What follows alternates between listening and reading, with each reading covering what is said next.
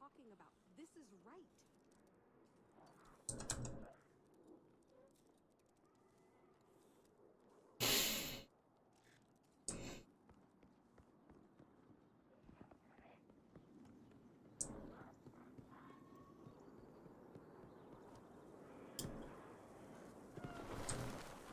Even departed sparks, like Cade's, still leave a trace in this luminous web we call the light. What is it that Cade says? Teamwork makes the dream work? Cade may be gone, but he will not be forgotten. Just ask anyone on the farm.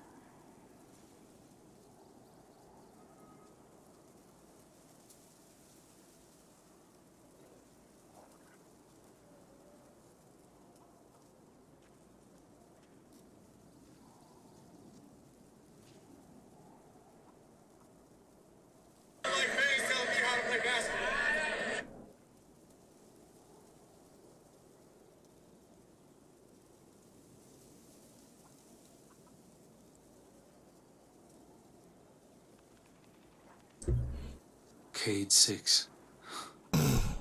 Wish I could have met him. Some of the stories I've heard.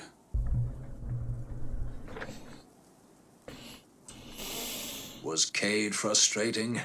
At times, but it was part of his charm. A lovable fool, and quite the shot to boot.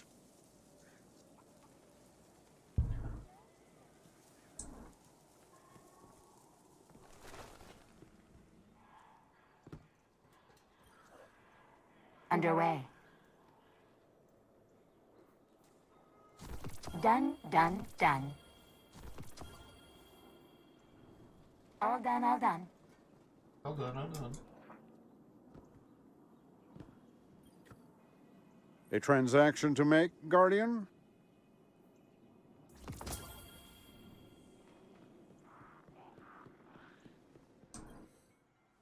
What do you think?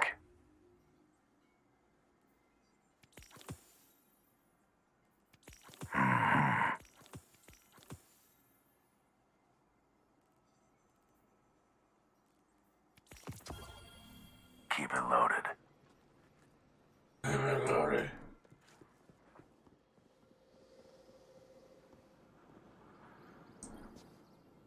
Time to fight, Guardian. What do you need?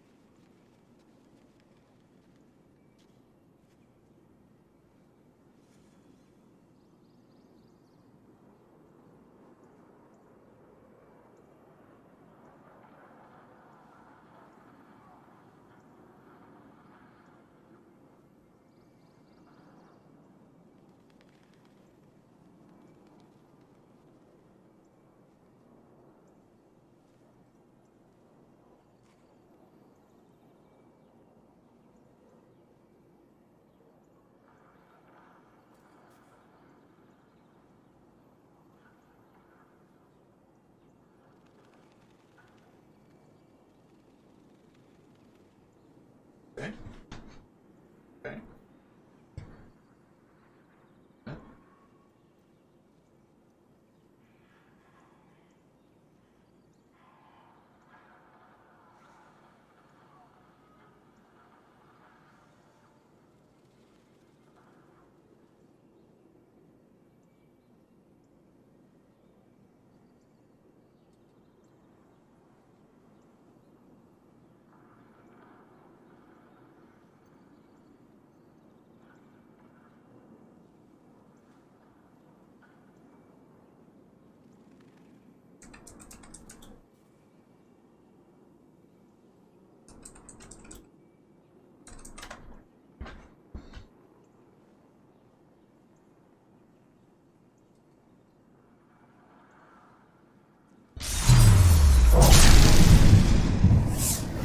Gamers, Brood of Nightmares raid starts on Friday at reset. Watching live, hanging out with me, making fun of me when I wipe. Anyways, let's get into the builds. What do I suggest? I'm gonna give you 2 builds per character, and I'm gonna be really stingy on these weapons. I understand that people prefer different weapons, different roles, so I just wanted to get this out from the beginning. This is all a preference. I understand some different combinations are better. I'm rolling the bonk. If you haven't watched the bonk video, I don't know what to tell you. This is just nasty. Volatile, fire bolts, bonking everything. I'm gonna roll the raid over with this build, and I don't plan on taking it off. So, what other build would I run? The only way I take off this solar build is that if we need DPS, and I would switch to like Falling Star, Thunder Crash. There's really no reason for me to run any Strand or Void, simply because I know that we have Warlocks on the fire team. We have 2 Titans, 3 Warlocks, and 1 Hunter. Personally, I would like to have another Hunter in the fire team, but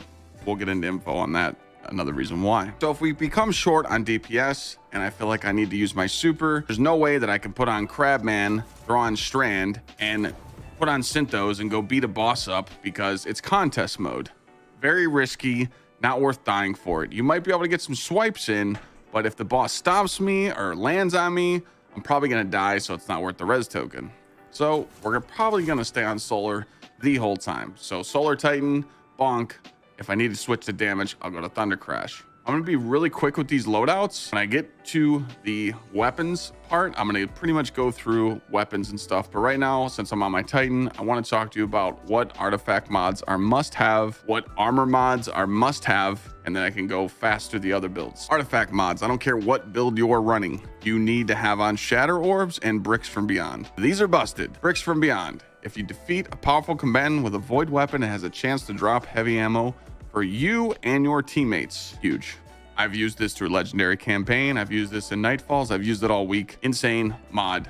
Bricks everywhere. We will not be short of heavy. Also, Shadow Orbs. First time you break a combatant shield, you create an orb of power. Just when you thought your build couldn't create more orbs, this mod's insane. Like, I'm seeing hunters create 200 orbs in one activity. Absolutely bonk.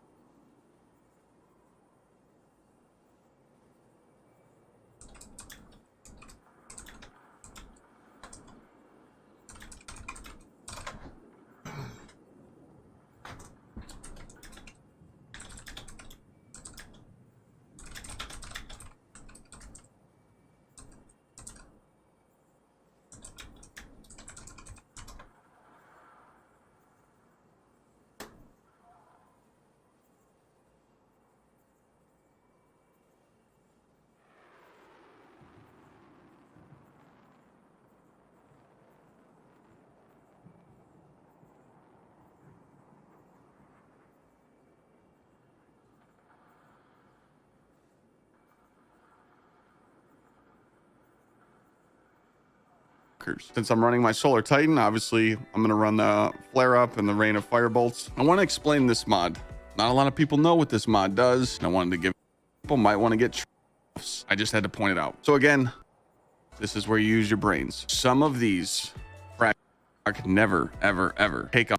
Haven't got to the weapon when they're raiding. Please don't ignore Font of Might, which is now your weapon surges. Please learn how to stack buffs and debuffs. I just had to point it out. So again, my whole build, what I'm running on my Titan, is already a video separated itself. The bonk build is the master. I don't need to go into all my mods and what I'm using and why. I just wanted to show you what I was going to be running and mention those important mods. If we need DPS, I'm going to be going to an arc, chest piece, falling star, striker, basic stuff. I'm probably not going to throw on Heart of Immol's Light and swap last second, only if I need to, depending on the difficulty of the raid.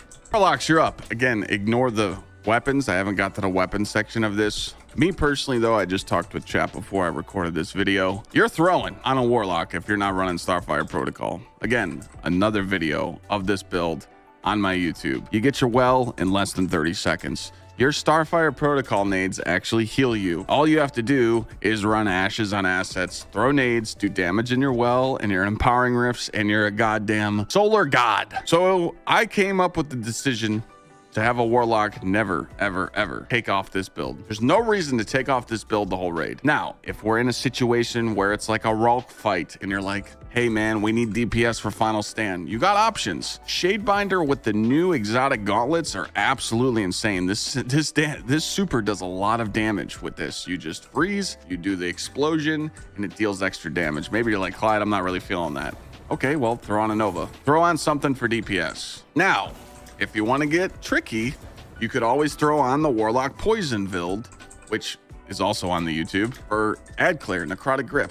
This super actually does more than a Nova Bomb, but it, you know, I didn't really mention Strand in this much because I want to give a quick shout out to this. This is where you use your brains. Some of these fragments were locked behind completing the day one raid. Bungie unlocked them all, knowing that we would take some of those fragments into the raid. Why would they let us take broken fragments into the raid if it's not going to help us that much? Just want to point that out. Me personally, I wouldn't. If I was to go on a Warlock, I'm not taking off Solar the whole time. Reason why is I can spam nades, and you throw on a demo rocket, you're a god. We'll get the weapons in a second after I'm done talking about the builds, but as a Warlock, you literally just throw on Anarchy, tag a boss, spam nades. You're not going to die.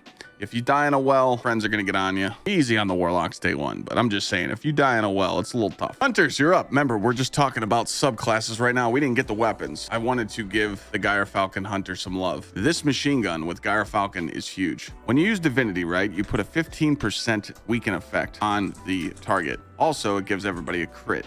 But the div guy really never does damage. So if you use this machine gun, it's going to keep reapplying volatile, going to keep reapplying weakening, which is going to go with your chest piece. I actually used this all day yesterday. It's not bad for the Gyre Falcon build.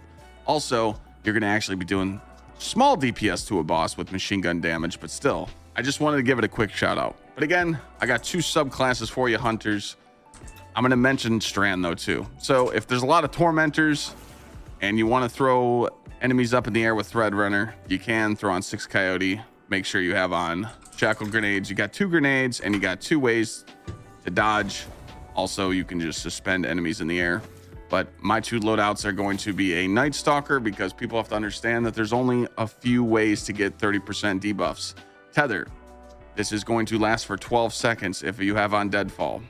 Also Tractor, but it's kind of hard to get close in on bosses in close DPS when there's contest mode activated. If you want to go for damage, if you need a DPS super, everyone knows that Blade Barrage is the highest output, the solar subclass from the Hunter. Blade Barrage, it does a little bit more damage than Threadrunner, but again, you can't go wrong.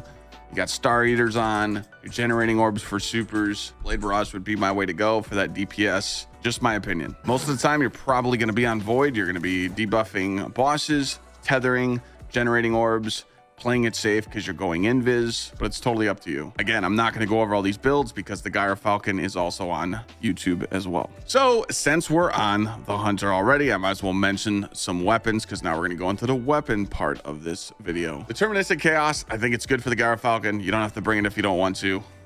Obviously, Tractor. Do not sleep on Legend of Acreus. If we can get close on bosses and proc Trench Barrel, Legend of Acreus actually does a lot of DPS. So I'm just mentioning it. Don't sleep on it. I'm going to have it on my Hunter, or I'll have it on my Vault so I can pull it over. Hopefully Dim's fine. Grand Overture is bugged right now, but I did want to give this gun a quick shout out. It's doing some stuff it's not supposed to, so they're probably going to mention in the TWAB. Before I start talking about all these weapons, there is a TWAB coming out on Thursday, but I wanted to get this video out so people could start grinding for builds and start thinking about what they want to use. So there could be stuff subject to change, but pretty much everything I'm mentioning right now, have this thing ready to go unless they ban it. You should have a good hothead. If not, go focus engrams. And then since I'm on my Hunter, we have the retrofit escapade with target lock 4th times. Divinity, no brainer here. And Lumina. A lot of people don't know what Lumina is, but this is the juicer DPS. People don't know that Lumina, when you shoot this at your teammates, you buff their damage. And it actually overtakes the well buff. So well is 25%, Lumina is 35, so it's going to buff people's damage even more. A lot of people use Lumina damage in low mans or speed runs. I don't know if we're going to need it on day one, but it's definitely something to mention. If I see that we're struggling with DPS a little bit, Lumina could be the way to go. Exotics that were on my Warlock, you can't go wrong with Lament damage if we're able to sword stuff. Also Parasite, we're going through a burst DPS meta. Parasite could be good, clearing ads, getting ready for the DPS, and then unloading the 1 charge times 20 shot. Does crazy amounts of damage. Just something to keep in mind and keep it on the back burner. I had Heathen's Vengeance on my Warlock just because of it was an auto-loading last impressions, but this thing can get overflow as well. But most Warlocks will probably be running Demolitionist rockets, so something like Heathen's Vengeance, Bump in the Night, or a Hothead. I use Null Composure on my Poison Warlock build, but hey, you never know. You could need a fusion for a 3rd swapping weapon, something to pull out of collections and have it sitting there. Osteo is something to mention for the Warlock if you're going to run the poison build, and you need to freeze some enemies. This gun is slept on. This is probably one of the most slept on weapons. I use this weapon on my Stasis Warlock build, but hey, you can't go wrong with anyone running it. If you need more ad control, you need to freeze stuff.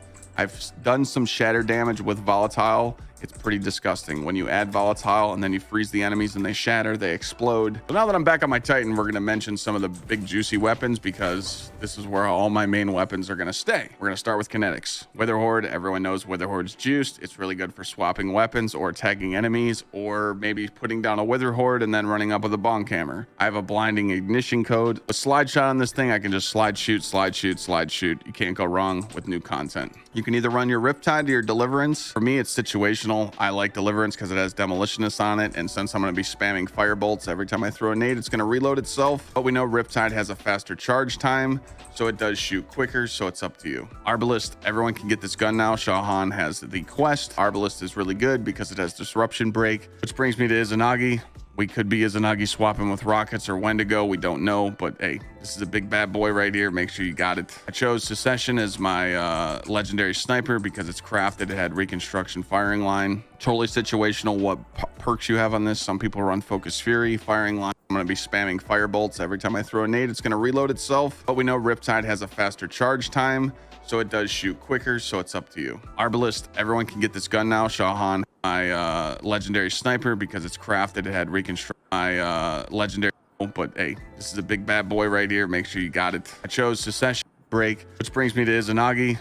We could be Izanagi swapping with rockets or Wendigo. We don't know, but hey, this is a big bad boy right here. Make sure you got it. I chose Secession as my legendary sniper because it's crafted. It had Reconstruction firing line. Totally situational what perks you have on this. Some people run Focus Fury, firing line for solo play, and group play. It's totally up to you. I'm bringing a slug shotgun because you never know what we're going to be swapping with. It could be Anarchy, double slug. And for final stand, Outbreak. Energy weapons, the reason why I'm running Unforgiven, because I'm sick of Funnel Web. I kind of got bored with it. If you don't have a good Unforgiven, run Funnel Web, but I run my Unforgiven because it not only takes advantage of the reload with Frenzy, and I get the damage buff from Frenzy, but I also get Demolitionist perk.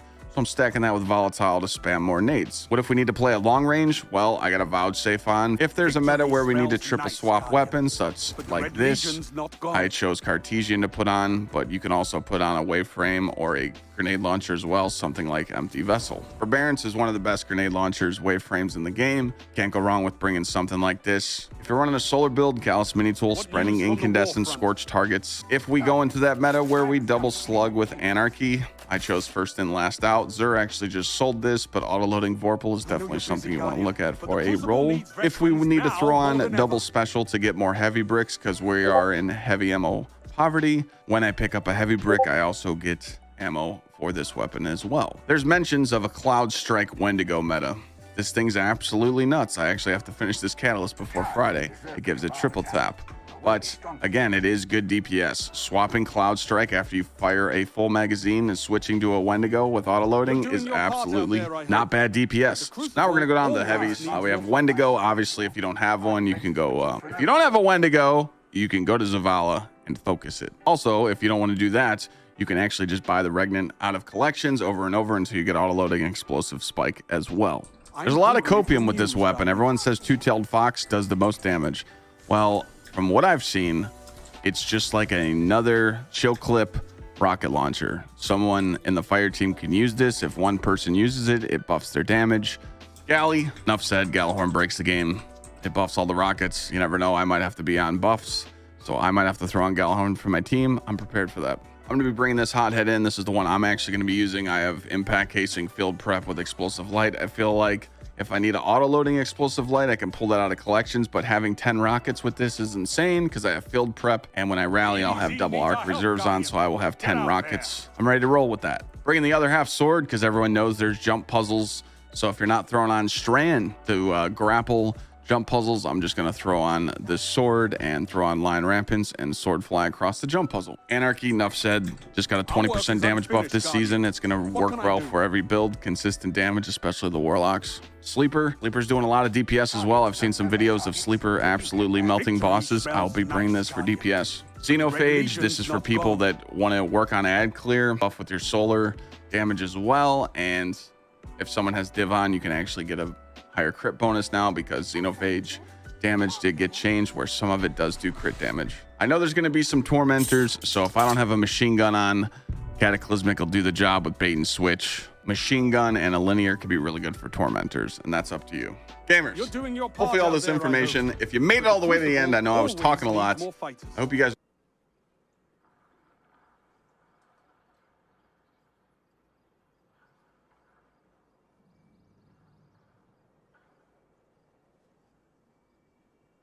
I'm hungry for news, Guardian. Red Jacks, this is our site 9940 of the Vanguard. Hold fast. Negative. I have an entire crucible to officiate, Guardian. Don't make me wait.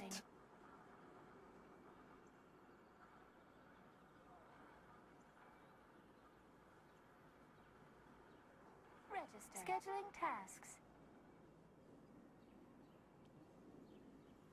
Hey, how's it going, guys? T&D coming back at you. Today I wanted to go over the new loadout system introduced in Lightfall, specifically with how it can be used in raid and dungeon content to hot swap everything from weapons to armor and mods all with a single click. The previous loadout system that most players used with Destiny Item Manager was great, but it had two key issues. The first being that you had to be in orbit or the tower to swap gear, so no switching loadouts mid-activity. The second being with how long it took to even equip everything, sometimes taking minutes if the API was acting slow that day. Well, both of these issues are now a thing of the past, as the new in-game loadouts feature allows you to swap from your stasis turret spam warlock to your starfire boss baking machine in less than 3 seconds. So how can we use these to our advantage in raids and dungeon content? Well, the first loadout I'd recommend putting together is a full-on ad clear build. Think of the first encounter of most raids and dungeons. They usually set up the core mechanics involved and are heavily reliant on survivability. That means whatever you need to stay alive, that's what you're going to be putting on here. The new strand subclasses are excellent at locking down rooms of enemies, so definitely check out one of the million strand build videos out there if you got a full set of fragments ready to go. For mods, you want to lean heavily into orb generation, as getting those armor stacks can help supplement other mods like weapon surges, as well as helping you get your super back as fast as possible. Even in a contest mode setting, it's still pretty hard for enemies to kill you while in your super. Whatever your go-to pick here is in regards to subclass, that is going to be your loadout number one. The next two builds are for encounters that require boss DPS phases. The first of these we'll call your pre-DPS loadout. These sections of encounters, you have a couple main goals, obviously staying alive and completing the mechanics, but the big one, especially in a day one setting, is ensuring everyone is topped up on heavy ammo and supers before the next DPS phase. Nothing walls off casual teams more on contest mode than using all of your heavy ammo on phase 1 and then getting stuck using Outbreak Perfected the next time up. Well, the new mod system has given us a gift with heavy ammo finder as well as heavy ammo scout on our helmet slot. G Miners has a great video showing his whole team running 1 ammo finder plus 2 heavy scouts each. And yeah, as you can see, this setup's pretty busted. Almost makes running Aeons completely irrelevant. Definitely put some reserve reserve mods on your chest piece as well to maximize the amount of ammo you can carry into DPS phase. That, along with any other orb generation mods, are going to be perfect for this second loadout. The third and final loadout I'd recommend you putting together is your favorite boss bake build. Whatever your heavy weapon of choice is going to dictate your mods for this one. Triple loader mods on your arms, triple weapon surges on your legs for a 22% buff, as well as 3 copies of time dilation on your class item to make that buff last as long as humanly possible. Weapon surges are basically the new font of might and stack with basically every other buff in the game, including Well of Radiance. But let's talk about these 2 loadouts for a second, because you do not want to accidentally swap heavy weapons mid-fight, losing ammo in the process. If you want to make a loadout that's basically nothing but mods, which is how I would recommend putting together your pre-DPS loadout, then simply pull 3 blue weapons from collections and save those in the loadout instead. Then dismantle the blues, which will result in an error anytime you try and swap to that loadout, which will keep your currently equipped weapons but swap all the mods out. Remember that switching a special for a special does not lose you any ammo, so feel free to go between Izzy and Witherhoard as much as you want. So anyway, those are the 3 loadouts that I am having every member of my day 1 raid team run this Friday. Let me know in the comments which class and builds are you bringing into the new raid. Make sure to subscribe to my channel to catch all of my latest Destiny 2 content, and I will catch you guys in the next one. Happy hunting, Guardians.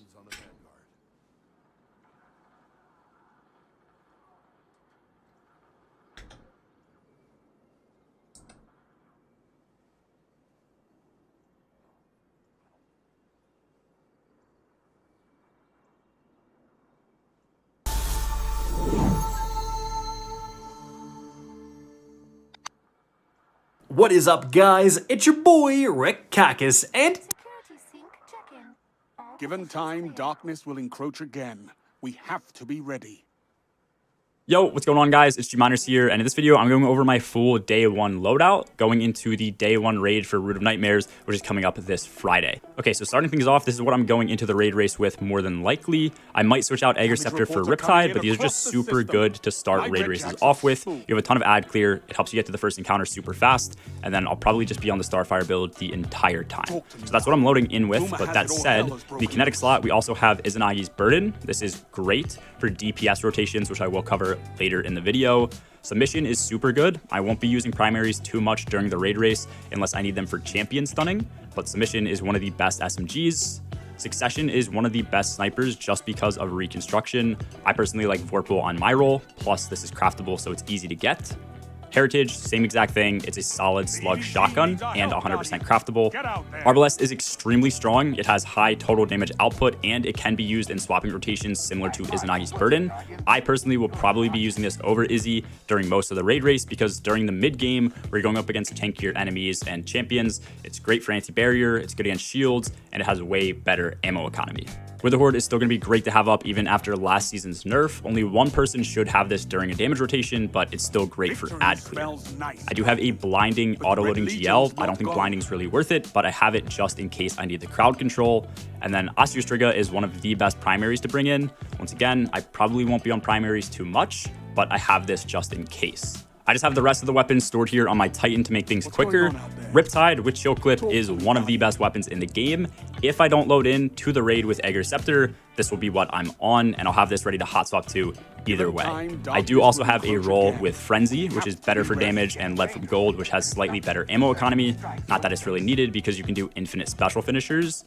And then lastly, Outbreak Perfected and Touch of Malice are both going to be infused once I get the infusion materials so that I can have them for primary DPS if I ever run out of heavy or special ammo. Outbreak will be better if you have your entire team running it because you have more nanites attached to a boss, which means higher DPS for your team. However, Touch of Malice is just going to be better if you have less players on it or if you're swapping to do super quick, short phase primary DPS where you can't stack the nanites up for as long. As I mentioned, I have a Forbearance with Ambitious and Chain Reaction. This is hands down the best gun in the entire game. I don't think I'm going to be taking this off during the entire raid race because you always need ad clear. The only reason I would be for something like a trace rifle if I need to shoot to input symbols or something of that nature, interact with mechanics, etc. Or if it's not useful because enemies aren't really on the ground all that much. Retrace Path, Path of Least Resistance, and then also Hollow Denial are all 3 weapons that you should have infused. Lead from Gold Repulsor Brace is really good on Hollow Denial. If you don't like Repulsor Brace, then Killing Tally works. Here I have Shoot to Loot, and I'll eventually have Volt Shot once I level this back up.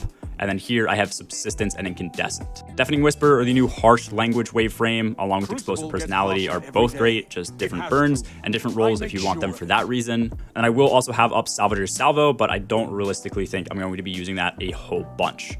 If I ever decide to do a triple weapon swap rotation, this is why I have Truth Teller with Spike Grenades and then Auto-Loading Holster. This will work with an auto-loading rocket like Hothead, and then Izanagi's Burden as well. Fusion-wise, Cartesian Coordinate is going to be the best bet for damage. It's the best frame, plus you have Vorpal Weapon for a 15% bonus on every shot against the boss. No Composure is Void, it works with Volatile Flow, and it also has Feeding Frenzy and Reservoir Burst, making it a better weapon for ad clear. For energy primaries, I have 3 of the best primary SMGs in the game, which is going to be Icalos, Callous Mini Tool, and then Funnel Web. I also have an Unforgiven, which I'll probably bring up myself. Once again, I don't see myself using primaries too often during the raid race, but if I do, I have these ready to go. Philo is still going to be the best in class slug shotgun for the energy slot. And then moving on to exotics, Trinity Ghoul is extremely good ad clear as an exotic primary as well, which we might use to generate heavy ammo with heavy ammo finders and then double heavy ammo scouts. Lord of Wolves, Fourth Horseman, and then also Merciless are 3 of the best burst DPS weapons as far as special weapons go in the entire game. So I'm going to have these ready just in case we have a very short damage phase where these are preferable. Lastly, even though I'm not going to be running Divinity, I'll have this ready to go just in case for some reason I need to swap to it. Lastly, Risk Runner offers damage resistance whenever you take arc damage, so this can help keep you alive, and the Chain Lightning is just as good as Trinity Ghoul, if not better for close range ads. I know I didn't cover primaries other than SMGs in the kinetic or energy slot. I will still have things like Scouts and Pulses ready to go, but they're just a lot less role dependent, so any role that you have should work just fine, and the main reason to use them is for range or for going against champions. Moving on to heavy weapons, I'm just going to be sprinting through these because most of them are going to be covered in detail in the damage section of the video. The other half, or any Eager Edge Sword, is super good. I prefer it on Void so that I can use volatile rounds for ad clear if I need that too. Parasite is used for high burst DPS. Galley for buffing rockets with Wolfpack rounds. Sleeper is used as a quick burst DPS out of the gate linear, but it will get passed by other linears. I have a Hothead with Autoloading and Explosive Light, and then a Hothead with Field Prep and Clown Cartridge, along with a Palmyra, which is a good rocket to have as a tracking option. Tractor is good for the 30% debuff. I don't think I will use Thunderlord, but it's good to have if your exotic slot's free and you are using an LMG to ad clear. And then lastly, I do have on Xenophage, which I like for a lot of encounters when paired with holster mods. Falling Guillotine is pretty much a legendary version of Lament for close range damage. Wendigo is decent, but I doubt it'll be used because it's passed up by rockets, but this has autoloading and explosive lights. And then Acreus is good for high burst DPS along with good sustained DPS as long as you're within range. Taipan is personally my favorite linear to use, but Cataclysmic works here too. Lament is great for high burst DPS and good for sustained DPS too, as long as you can be close to the boss you're damaging. And then Grand Overture is also good for high burst DPS during the right time interval. Lastly, Commemoration is a great ad clear weapon, especially with volatile rounds, and I do have Anarchy here. I wouldn't recommend people using this for a Starfire protocol build. You should be using weapons to deal damage because they benefit from buffs and surges, but this could be good for ad clear. When it comes to your team composition, I personally don't think this matters. I think it's much more important for players on your team to be on the class they're comfortable with, but that being said, having 2 well locks for longer damage phases exceeding 30 seconds where you need 2 wells is a great idea, and then also having 2 well locks is great for situations where there's damage dealt in high frequency and you can't get your well back between damage phases. Hunters are really going to be used for their high burst DPS supers, and on top of that, using Tether as the main 30% debuff for the raid. And then the main appeal of Titan is for Banner Shield, so you can get quicker weapon swaps with the Izzy auto-loading meta, along with the 40% debuff is dealing enough damage, and then also the duration of the damage phase so that you make sure you have the optimal loadout on. In general, if you are in doubt on what to use during this raid race, I would say Izanagi's Burden, and then having Hothead with 1 player running Gallahorn on your team so that everybody gets Wolfpack rounds is the safest thing you can run. Certain loadouts that you can run, which I will be going over later, like this one, also have Finders and Scouts on it, along with a special finisher build setup so that you can infinitely generate ammo for your team. So as far as ammo economy goes, this shouldn't be too hard on day one. All is the safest thing you can run. Certain loadouts, Burden, and then having Hothead with 1 player running Gallahorn on. In general, if you are in doubt on what to use during this raid race, I would say Izanagi's Burden, and then having Hothead. I know you're busy, Guardian, but the Crucible needs veterans now more than ever.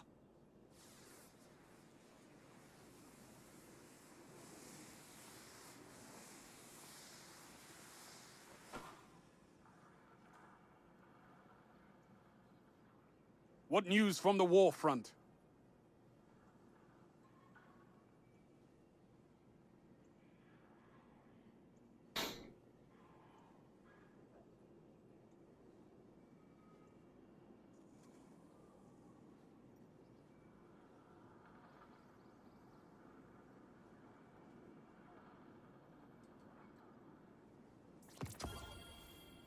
Hothead with one player running Gallahorn on your team so that everybody gets Wolfpack rounds is the safest thing you can run. Certain loadouts that you can run, which I will be going over later, like this one, also have finders and scouts on it, along with a special finisher build setup so that you can infinitely generate ammo for your team. So as far as ammo economy goes, this shouldn't be too hard on day one. All that said, the other major factor to consider is the time in which you have to deal damage. So right now, I'm going to be going over the best DPS options, in my opinion, starting from a super short burst DPS phase all the way up to a super long sustained damage phase. First, if it is hyper short, something like Parasite, in my opinion, is going to be the best option, where you can only get something like one shot off and you can instantly hit the boss. Similar to this, where you have a bit of extra time, will be something like Field Prep with Clown Cartridge, where you can spam reloads and shoot multiple rockets across the same mag. Once again, anytime you're using rockets, you do want one player buffing your team with Wolfpack rounds. And on top of this, something like Grand Overture would be another solid substitute if all of those missiles can hit. After this, you're going to be in the range of 10 to maybe 20 seconds for damage, and that's where Izanagi's Burden and a Hothead is going to come in clutch, which I would expect we have for most damage phases that we're going into in this raid race. Lastly, if you see a damage phase starting to exceed the 20 to 25 second range, you're going to notice you're running out of rockets and probably Izanagi's Burden or Arbalest shots, so that's when something like a Taipan is going to come in clutch. Even with the 15% nerf this season, these are still extremely strong when it comes to their ammo economy and longer damage phases. On top of this, I prefer firing line so I don't have to constantly proc bait and switch during a day one raid race. This just felt better the last time I used it, but if you prefer Cataclysmic to this, use that as well.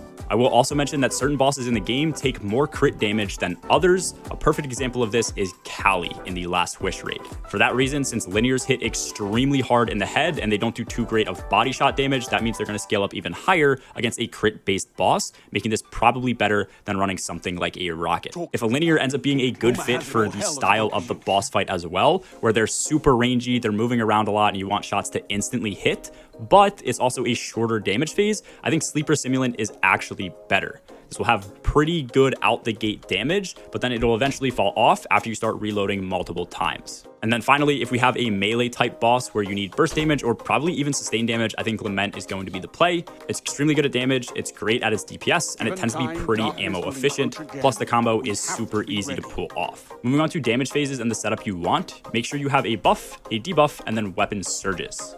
For buffs, your best option is going to be Well of Radiance, where you get a 25% increase in weapon damage, and your entire team can be dealing damage.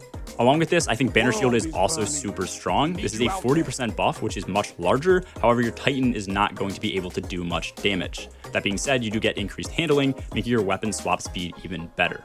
Lastly, for debuffs, because it's so easy to use and it's the highest debuff percentage in the game at 30%, Deadfall is your best overall option. During longer damage phases, Divinity is also going to be preferable, even though it's only a 15% debuff. This is infinite as long as you have ammo to spend. On top of this, if it's hard to hit headshots, this is when you're also going to want to use Divinity, but make sure not to use it against a crit-based boss because this will lower their crit value, making precision-based weapons do less damage than they should. Lastly, I think if Tractor is usable, we're going to try and use this on day one. This on a Starfire Warlock with fusion grenades and a fusion rifle as their secondary option makes their damage come out pretty good, while the rest of the team can get a 30% debuff and hunters can use their burst damage supers. Lastly, when it comes to weapon surges, you get a 10%, 17%, and 22% increase for the weapon you have a surge applied to. So always make sure to have 3 of these mods on when dealing damage. In the case of something like Izzy and Hothead, where Hothead hits harder, having 2 surges for Hothead and then 1 for Izzy is going to be preferable, but it's only a 1% difference. That being said, that 1% difference is assuming that Wolfpack rounds always hit for the max damage they can. So if you end up hitting immunes or seeing that Wolfpack rounds aren't always hitting the boss, this is even better in that situation. Before I go in depth with loadouts, I'm going to showcase all of the builds that we're using as a team across our Warlocks, Titans, and our Hunters. Full build videos will be linked in the description below if you guys want to check those out. On Warlock, I have this basic Voidwalker build right here. I like nothing manacles, but you can easily switch this around. This is my Stasis turret build for Warlocks. I don't think this will be useful. Once again, Osmiomancy gloves. My Recent Strand Warlock build will also be used if we need the crowd control, but I doubt this will happen. And then lastly, for all of our Warlocks, this will be the main build that we run for probably 90%, if not 100% of the day one raid race. Once again, we're using Starfire Protocol. When on Void, our Hunters will be running a build very similar to this one, utilizing Echo of Starvation, Obscurity, and Persistence. Usually they'll be running Orpheus rigs for the super regen, if not another exotic that fits into the build.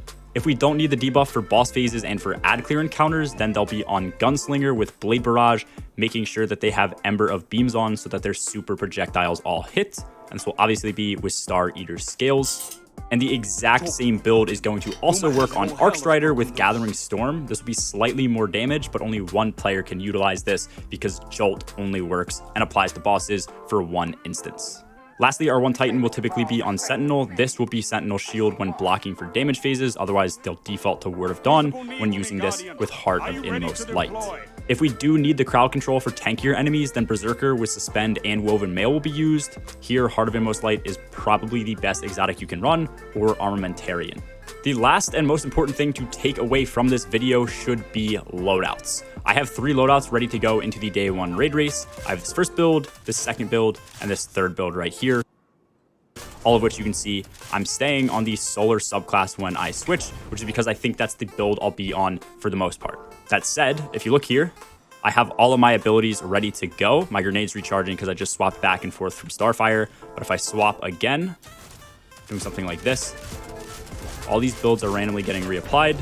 I come back out, and because it is the same subclass, I keep all of my abilities. This first loadout right here, most notably, has Heavy Ammo Scouts and Heavy Ammo Finder. Damage reports are coming in across the system. My Redjacks are spooked.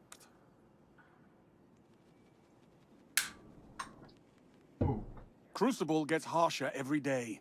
It has to. I make sure of it. I make sure.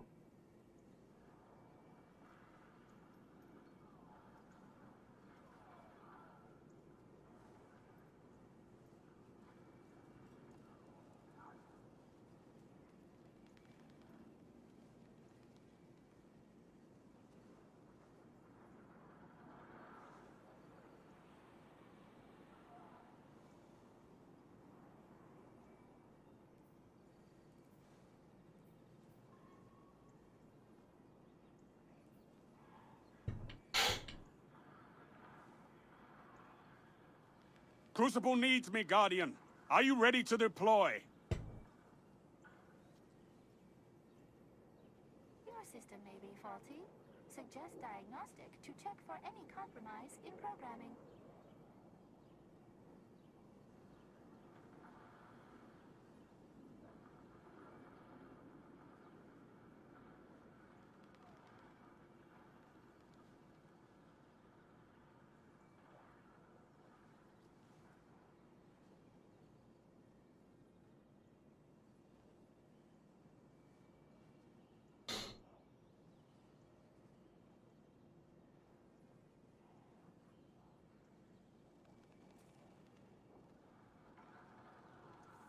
You made 8.8 in one night. Yeah. And you're a great fighter, but I'm looking at Floyd, and I'm like, you know, Floyd had this long career. I could imagine him making more than 100 million. Floyd is a household name. Yeah, I know people say that. I understand that. Nah, Floyd was not Muhammad Ali, and Floyd wasn't Mike Tyson. Like 8.8 in one night, I'm like, I think Floyd could do a bunch of those. No, like, I got it. I know. People think he made 130 in a night.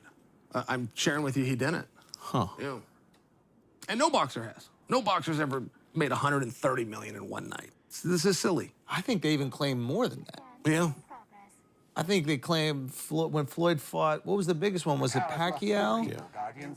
Now, Canelo wasn't that big yet because Canelo was younger, but maybe it was Pacquiao. He whipped Canelo, by the way. Remember that? I was at that fight. Yes. Again, and Canelo was supposed to be too young, and then it was, he's too young. Floyd was too good. Yeah. I don't know much boxing, but that was the most impressive fight I've ever seen. Was Floyd in that match. I mean, he probably won 10 rounds. I mean, again, I guess this is to your point. A Google search from Sports Kita or whatever is saying that 250 million against Manny Pacquiao. Oh, you say no way. Wow. Yeah. No fighter in history of the world. I can't. I mean, it's a comical number to say. That's a comical number. $250 million to go and box? Yeah. From where would he possibly have gotten that money? I mean, it's just pay-per-view buys, right? If you do 3 million pay-per-view buys, that's $60 a buy. 275 million according to Forbes. Is Forbes not? I'm actually asking. Is Forbes not reputable? Forbes is not reputable on this. Yeah. Okay. Yeah.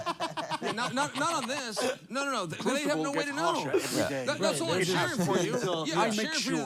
They wouldn't have a way to know. Yeah. And there's no fact-checking body that like covers what a publicists are saying. And that's more what my point is to you right now is not only is Forbes not reputable, Forbes is going on the information that they have, but there's nobody that would back those claims. Nobody. There's no exec anywhere that is backing these claims. Okay, I believe you. I believe you. All right, guys, we're gonna take a break for a second because we need to get healthy.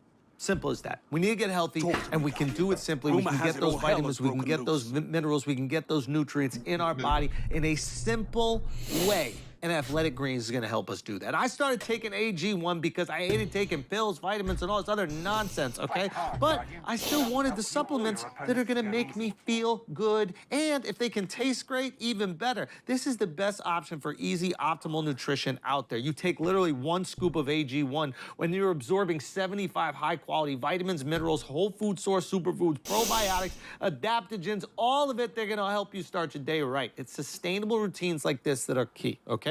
AG1, my micro habit, that makes it easy to absorb the key nutrients, lead a healthy lifestyle, and feel my best no matter what the day holds. It's 1 scoop, 1 minute, once a day, every day. So right now, it's time to reclaim your health and arm your immune system with convenient daily nutrition. It's just 1 scoop in a cup of water every day. That's it. No need for a million different pills and supplements to look out for your health. So right now, we're gonna make it easy. Athletic Greens is gonna give you a free 1-year supply of immune-supporting vitamin D and 5 free travel packs with your first purchase. All you have to do is visit athleticgreens.com/flagrant. Okay, again, that is athleticgreens.com/flagrant. to take ownership over your health and pick up the ultimate daily nutritional insurance. Now let's get back to the show. All right, guys, we're gonna take a break for a second because there's something that you need to help complete an amazing date, an unbelievable vacation, an unreal weekend out of the city. Crucible needs and me, that Guardian. Are you ready is to deploy? hard dick. Hard dick is what's gonna make that vacation fantastic. Yeah, you can go to the Coliseum, okay? Yeah, you can go to the Maldives, all right? But if that little shack hotel on the water isn't rocking at night with hard dick, if you're not making those pylons shake in the sand with hard dick, is it even a vacation? It's gonna be forgotten. It's gonna be forgotten. So hard dick is what you need to make sure you deliver on these retreats. It's also there for you at home if you need it too, but Blue Chew has got your back and it's got your girl. You need to make sure you deliver on these. It's actually gonna give you the hardest dick you've ever had. Same active ingredients inside Cialis or Viagra, but this is the Chew, the one that we rock with, and they're gonna give it to you for free. All you gotta do is pay $5 shipping. BlueChew.com, promo code FLAGRANT. What's going on out there? They're gonna give you a first month free. Guardian. All you gotta do is pay $5 shipping. That's it for the best dick of your life. You better believe you're gonna go do that right now. Now let's get back to the show. Do you ever miss fucking somebody up? Veterans now more than ever. But I miss the training for it. I miss the preparation. I miss the guys. That I miss structure and that camaraderie. Do you still? You still train and stuff, right? Like, I exercise a little bit. Training is where you eat, breathe, and sleep. So, and no, I'll never train again. But I exercise and try to work out a little bit. Spar a little bit? Exhibition? Not really. Some grappling, some wrestling around, but not with gloves on. Do you worry about CTE at all? Red Legion's not gone. No, but I also don't deny it. I used to be a denier. I didn't think it was real. Like when I watched the movie, the Will Smith movie.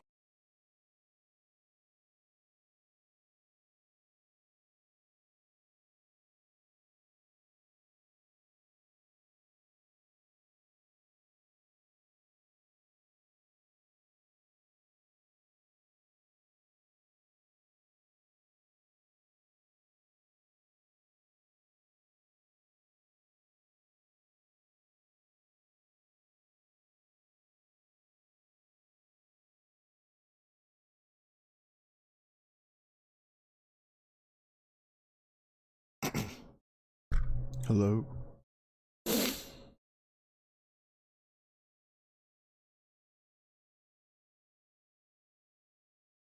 Hello. Hello.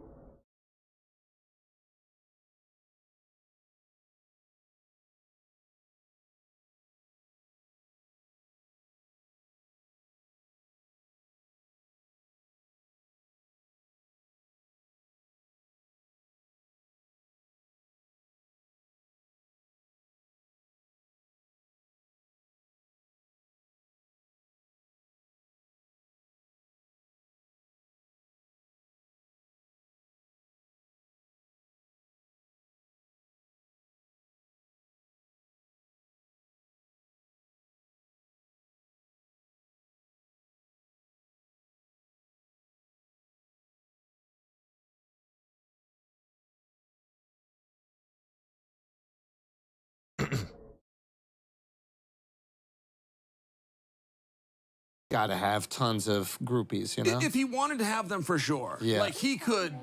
There's code speak that the cool guys send out all the time. There's code speak on Twitter. Yeah. They're going to a new town. They'll send out a tweet for the whole world, but it's a message to get DMs. And I mean, there's a way to, like, go about this. Can't wait to be yes, in I'm sure. Miami. Any restaurants in Tucson? Yeah, there you go. And Falling off roads. Here's what a virgin I am. I used to do that and really want to know the restaurants.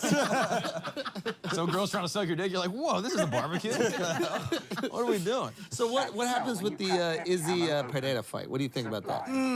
Well, I mean, that's another confusing one. Like, these guys didn't ask to fight. They did not. There was nothing in this rematch that is a commonality with other rematches. These guys are not trying to fight. And in fact, the closest they got is Pierre got asked by Ariel, and Pierre said, I don't want to fight him.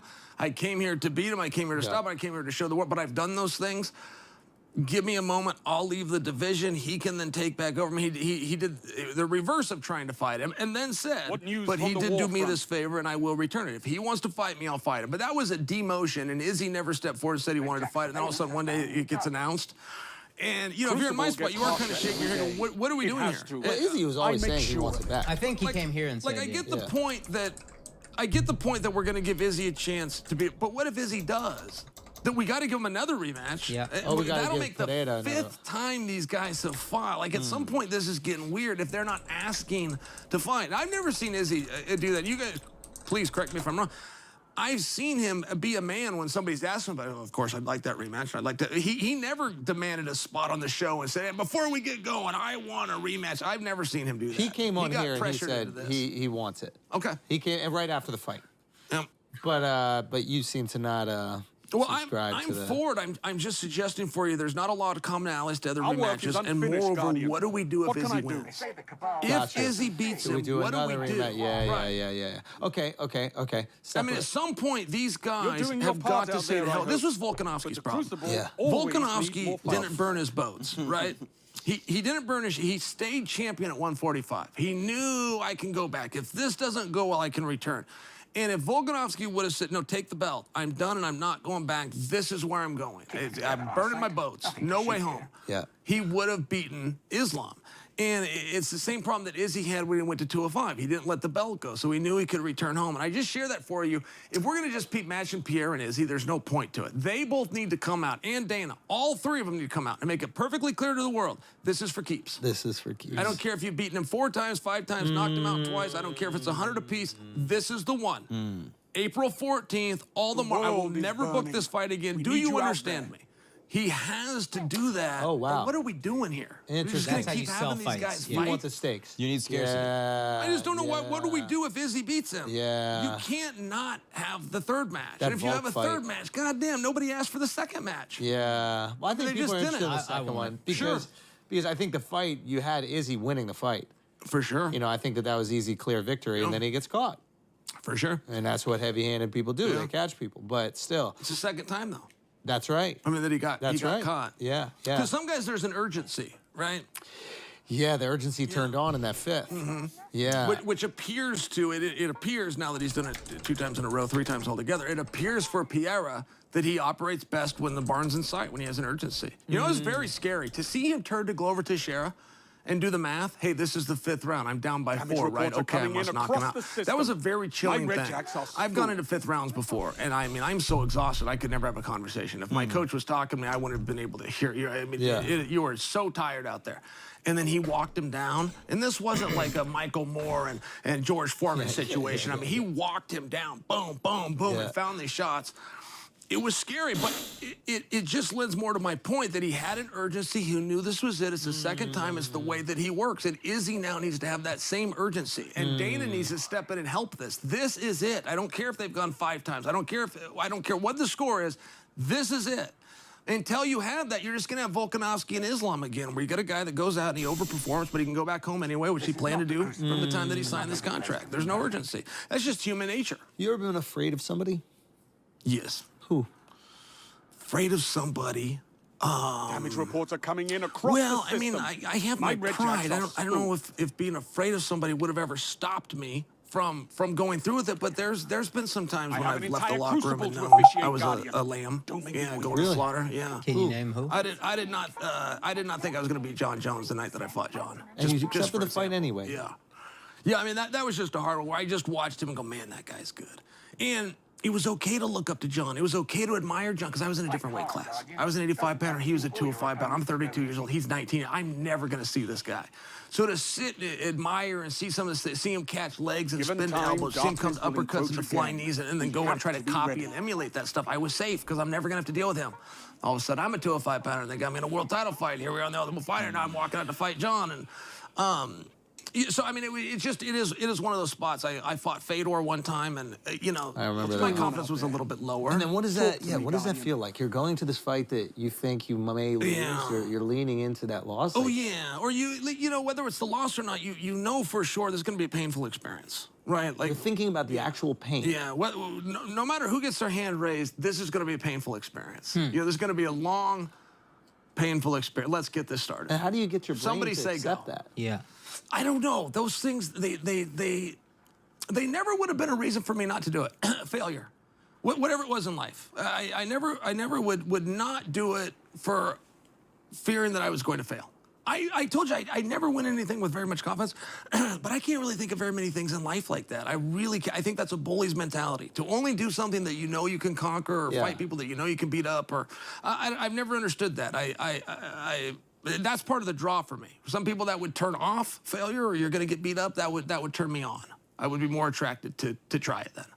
And was there anybody that you went in thinking that same feeling, right? You're like, this is going to be a tough night. I don't know if I'm gonna win this one. And then you got in there and you pulled it off. Yes. And who was that? Yes. The night I wanted to leave a locker room the least was we were in Houston, Texas, and it was against Brian Stan. And he was in the ring waiting for me. He was in the ring. He just come off knocking out 3 guys. I just come off a suspension for a plethora of banned substances. and I remember when they pull the curtain, that camera's going to be, and I got to go. Yeah. And I just remember, please don't. You're having fantasies that somebody pulls the fire alarm and the whole building gets clung, or somebody calls in a bomb threat. Like you're having these really weird, and they pull that curtain, your music hits, and you got to put that face on and go. Oh, fuck. But I remember thinking that in that moment, if I can get through I'm frozen in place. I do not. If I can get through this, I can get through any moment. I can make any walk ever if I can get through tonight. First time clean? Oh, I wasn't clean. Oh, heaven's sakes. So you just did the suspension? Oh, yeah. And then no, you they just kept tricked me. juicing. Oh, yeah. Yeah, they tricked me. It used to be an IQ test. You used to know when the test was going to be. Then they come out with something called out-of-competition testing. They just show up to, what is this? This isn't within the rules. Yeah. This is not within the protocol. I'm trying to cheat within the rules. Yeah. That's right. I was trying to cheat within the rules. Yeah. That's right. You're trying to make the sport better. Honorable. Yeah. Honorable. Well, they go performance enhancing. Those are positive terms. Then they call it drug at the end to make it. It's medicine, right? This is legal and appropriate medicine that does make you better. All medicine makes you better, or it's not medicine. Like I would never go to a doctor and go, Doc, I feel great. Can you bring me down a notch? Of course, it's to make you better. They said that to me. I was in a commission hearing, and they said, "Did you know that this could give you an advantage?" I said, "Guys, I wanted to have taken it. If I didn't think it would give me an advantage." And they sat there. They were dumbfounded. They couldn't believe this response. Like, well, I can't believe your questions. Of course, it's meant to make you better. And how good is it? Oh, it's great. Like, what is it? Because a lot of people, I think, look at this and they go, okay, and maybe it makes you stronger, but it's not going to make your chin last longer, and it's not going to make your punches sharper, and it's not going to make you learn jiu-jitsu. So, yes, it gives you an advantage, but can you explain the type of advantage? Well, strength is huge, but, you know, the training for that's difficult. I used to wake up every single day to press. Yeah, that's what it is. I mean, I would literally wake up to press knowing what I have to do today before I can get back into bed. I mean, it was most defeated feeling. I would go to bed some nights where I could barely get into bed. I'd wake up the next morning. That was a distant memory. Yeah, the recovery was incredible.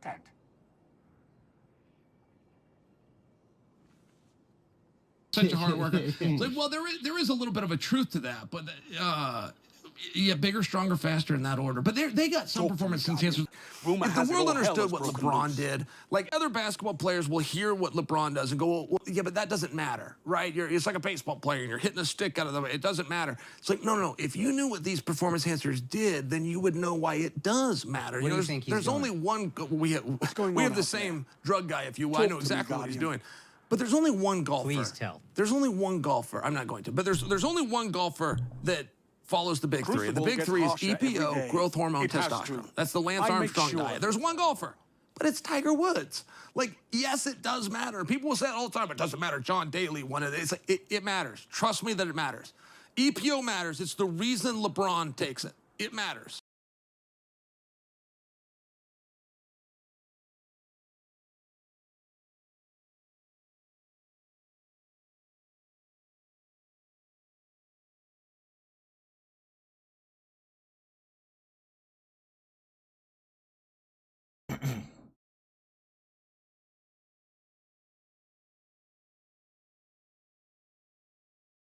Hello.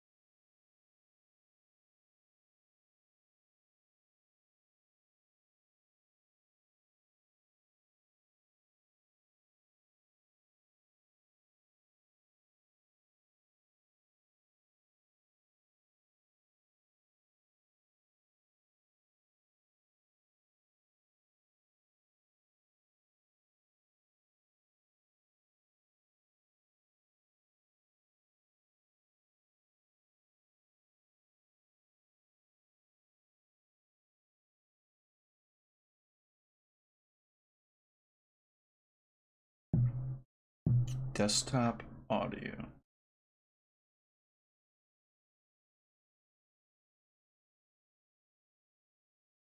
The fight that he thinks the biggest, or who's going to run their mouth, or who can get the most media, or who can politic. You 8 guys say that you're the best. So I'm going to put you 8 in a tournament. We'll start in the quarterfinals, straight line bracket. Winner gets the belt. Winner gets the main event. Winner gets $1 million.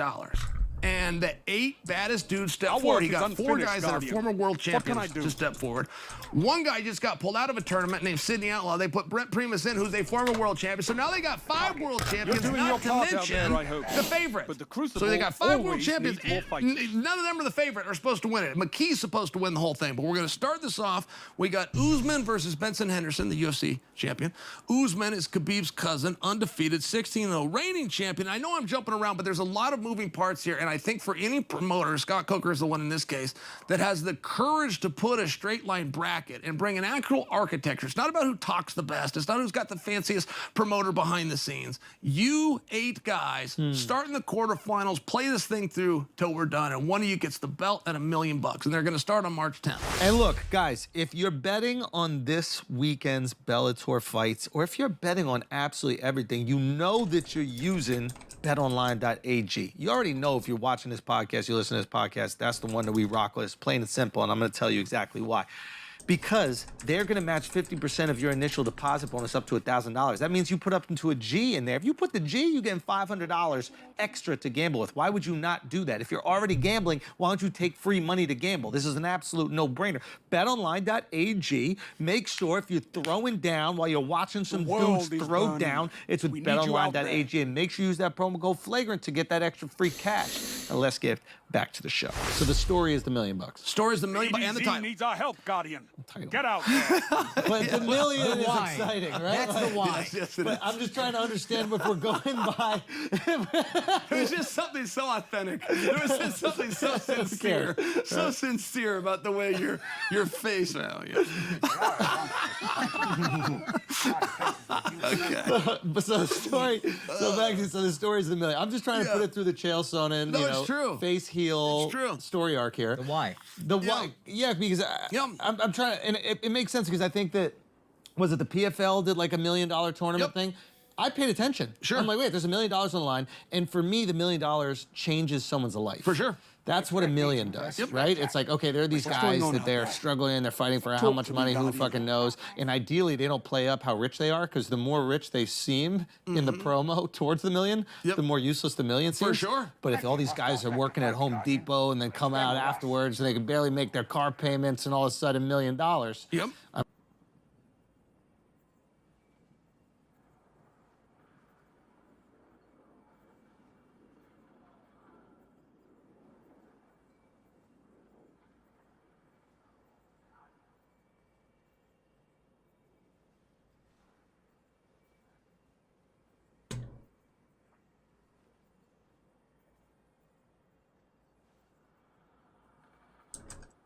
Registered.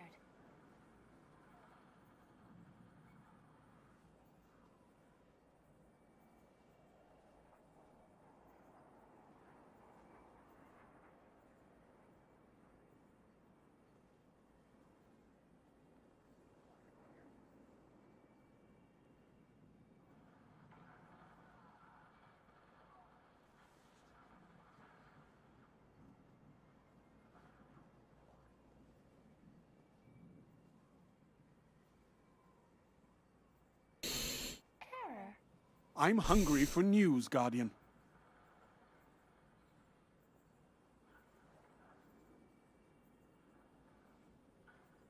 Victory smells nice, Guardian. But the Red Legion's not gone.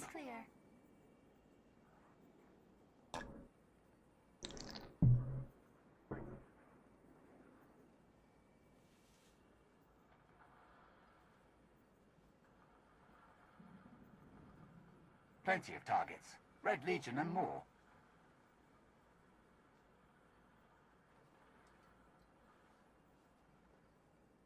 Affirmative. All clear. A lot of tech floating out there in the reef. Good and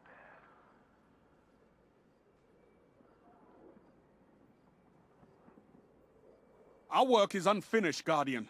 What can I do?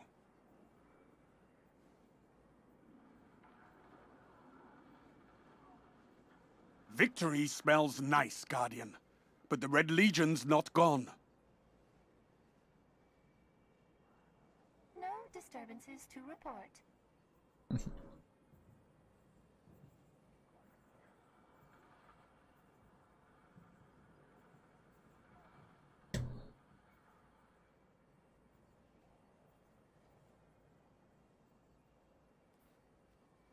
The EDZ needs our help, Guardian. Get out there.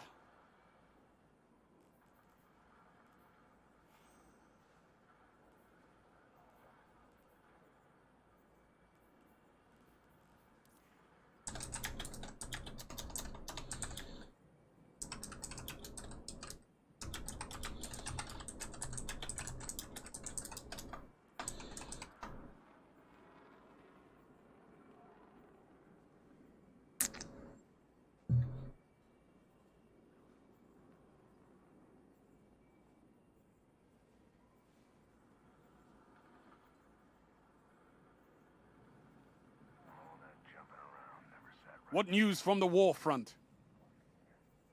Your system may be faulty. Suggest diagnostic Plenty of to check targets. for any Red Legion and compromise in more. programming.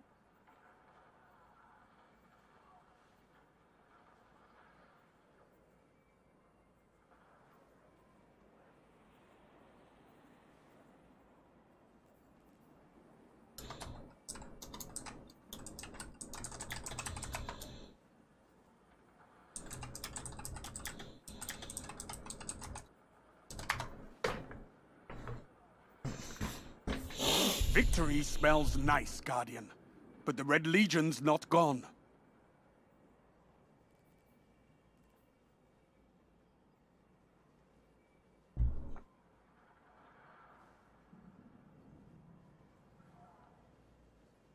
What's going on out there?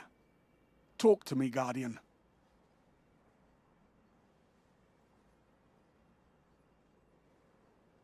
You're doing your part out there, I hope.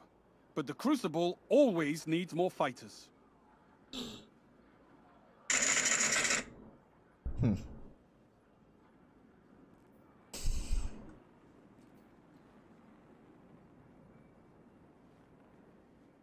Fight hard, Guardian. Doesn't help you or your opponents to go easy.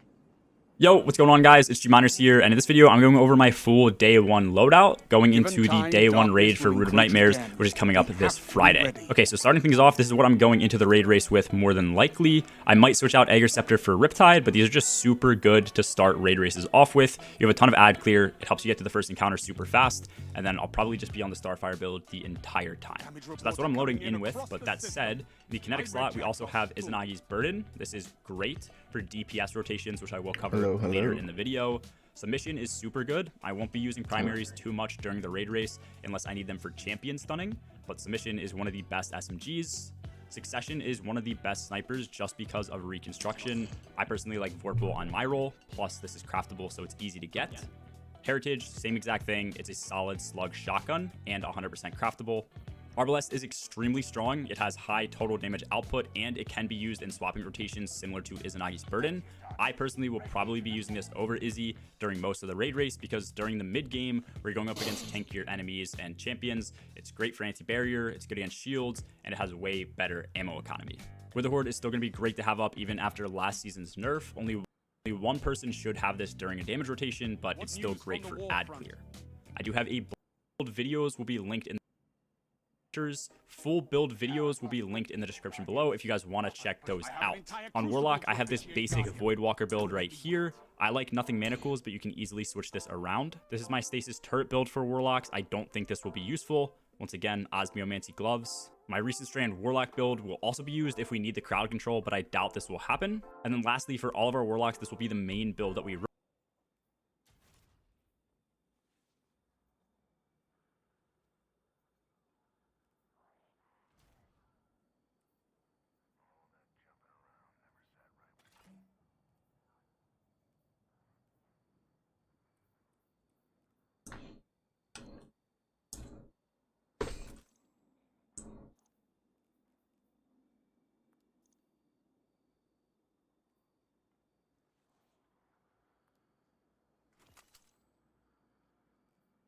Run for probably 90%, if not 100% of.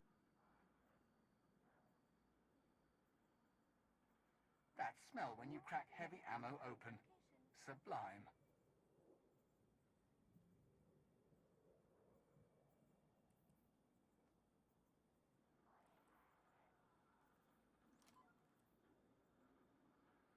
They need this wreck filled by tomorrow.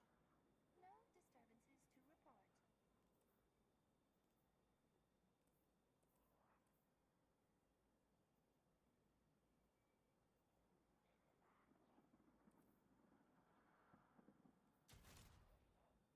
You tell the Vanguard the fighting's not done. That means Guardian training continues.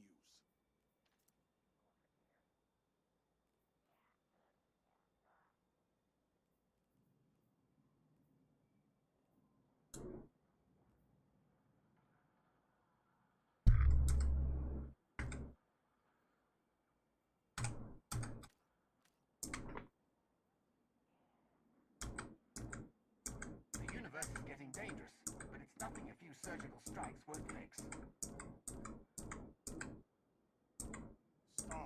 seen enough. Come back when you're ready.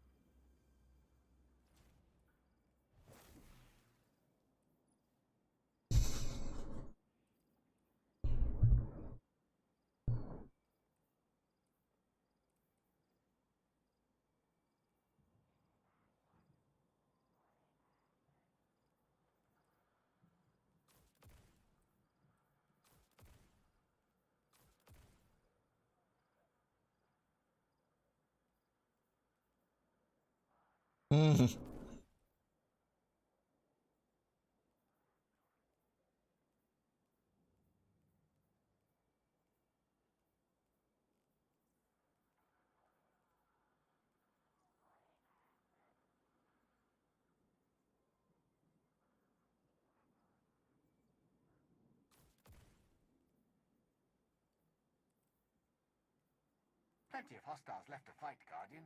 It's them or us. Oh man, that's ridiculous.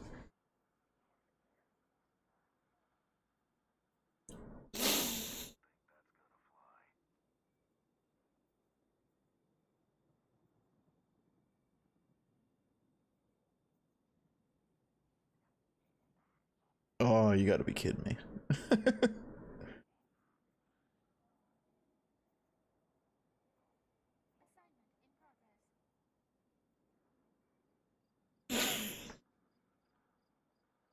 Plenty of targets. Red Legion and more.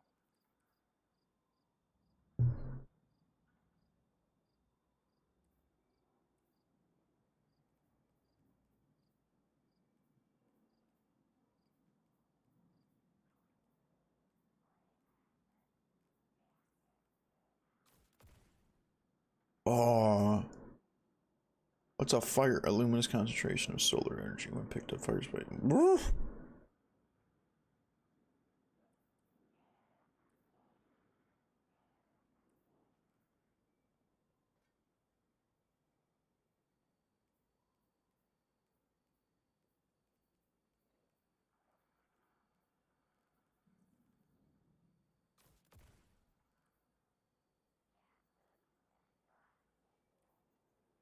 Negative. Security requirements must be directed through central processing. Why is it? Well, no.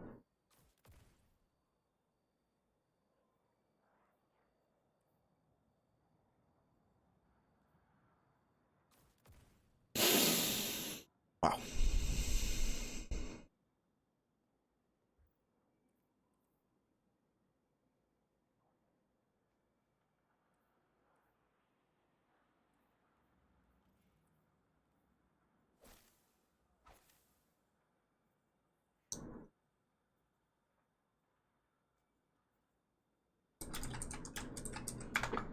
Your system may be faulty. Suggest diagnostic to check for any compromise in programming.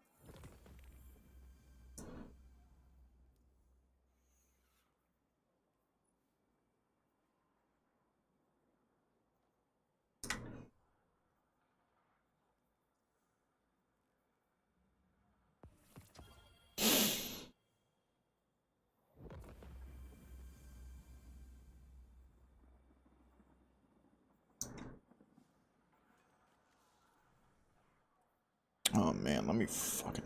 Oh my goodness, I might have it. All security requirements must be directed through central processing.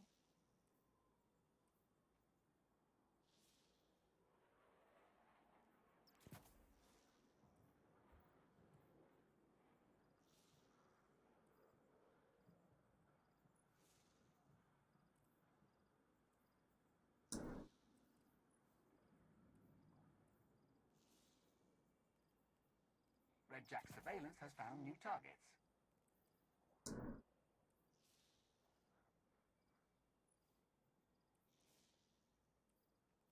Affirmative.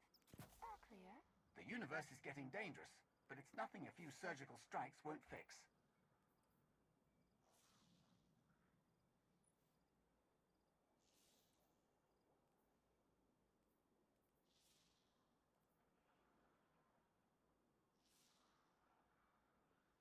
still fighting left to do, Guardians. Get to work.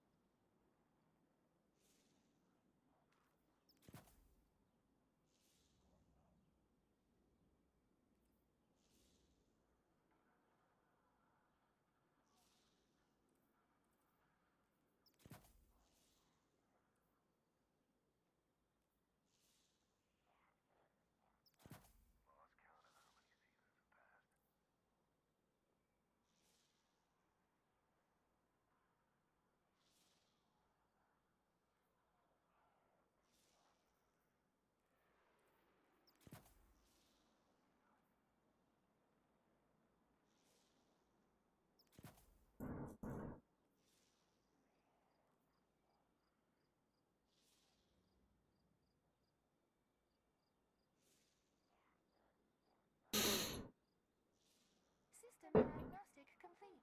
This unit functioning at 98.3% optimum performance. How did the job go? My recent strand Warlock build will also be used on so that they're super project one instance. Lastly, our one Titan will typically that they're super project usually.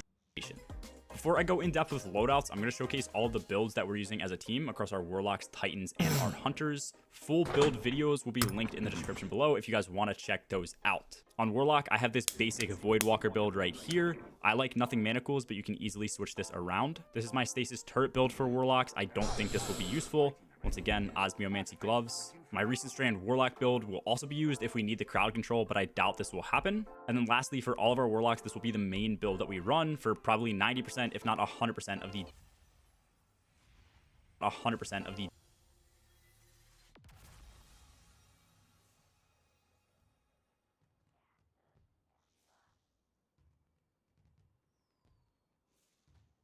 Yo, what's going on, guys? It's G Miners here, and as you probably saw in the thumbnail and title, we are going over, hands down, the strongest build in all of Destiny. If you've touched this game since Season of the Haunted 6 months ago, you know just how strong the Starfire Protocol Warlock is, and in Lightfall, Bungie decided to make it even stronger. As strong as the build was, it had one pretty major flaw, which was its survivability. All you really had was your super, which gets placed in one spot, so it becomes pretty hard to stay alive when on the move. But with the brand new set of Solar 3.0 fragments we unlocked, just getting a fusion grenade kill gives us Cure, which is instant health back.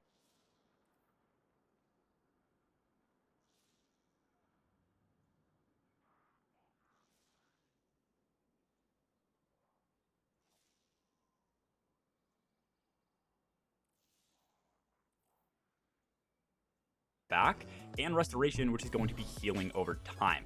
This is one of the best builds already, as I mentioned, for things like GMs and even contest mode raids, and now I would say it's twice as strong.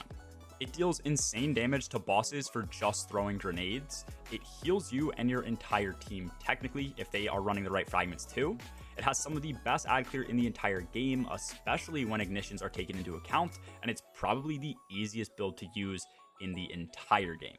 We also get nearly 100% uptime on our super and can even chain 2 wells back to back. This is going to depend on the ad clear available, but we do also get a ton of super energy just from dealing damage to higher ranked enemies like bosses. Starfire is so broken that this gives your super back faster than Phoenix Protocol, which is specifically designed just for super regen.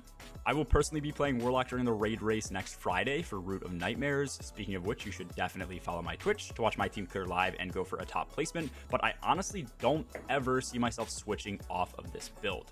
With all of that said, in today's video, I'm going to be going over the aspects, fragments, and abilities all within the below the build already, but just in case, Well of Radiance is going to be our super. This gives a 25% damage buff, 50% damage resistance. Ultra Flame will allow these to now stash solar grenades, 2 stashes to, and it is actually kind of nice to have sources of constant health around the map, almost like mini sunspots.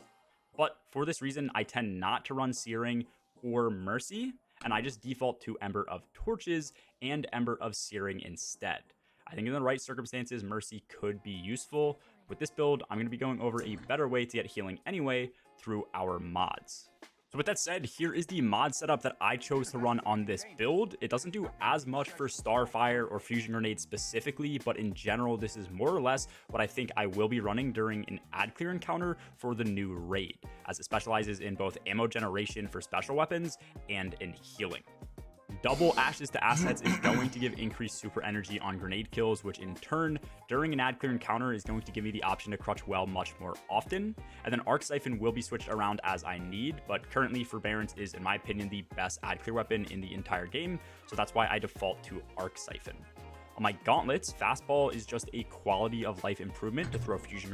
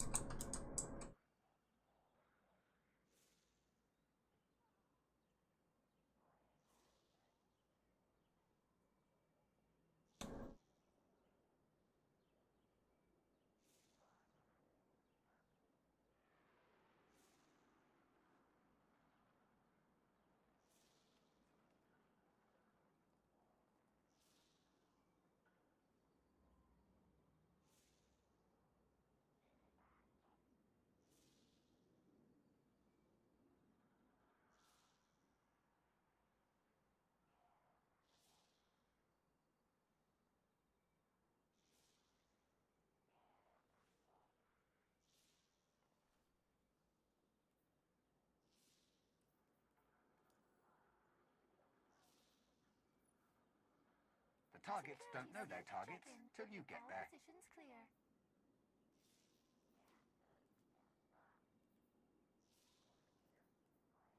Monitoring all channels. Stay That smell when you crack heavy ammo open. Sublime.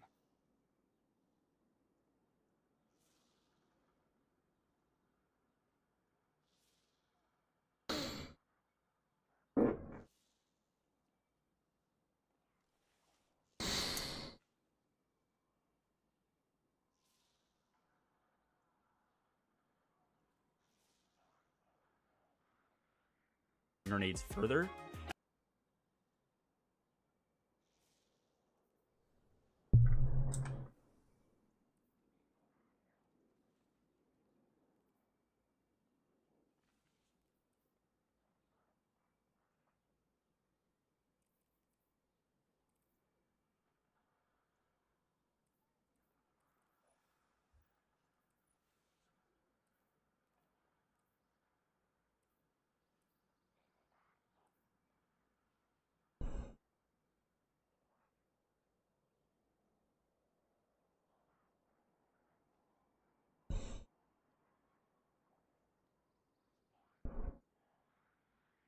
Raid, as it specializes in both ammo generation for special weapons and in healing.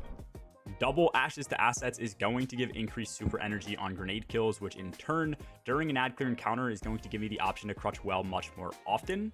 And then Arc Siphon will be switched around as I need, but currently Forbearance is, in my opinion, the best ad clear weapon in the entire game, so that's why I default to Arc Siphon. On my gauntlets, Fastball is just a quality of life improvement to throw Fusion Grenades further. And then I also have 2 copies of Firepower on to spawn in Orbs of Power when I get Grenade Final Blows, which should be very often. 2 copies just increases the potency of orbs, which should just be the super energy that... Crucible, but not every place can be perfect. What do you see when you look at the phantom cities of Mars? I see the Crucible. The targets don't know their targets till you get there.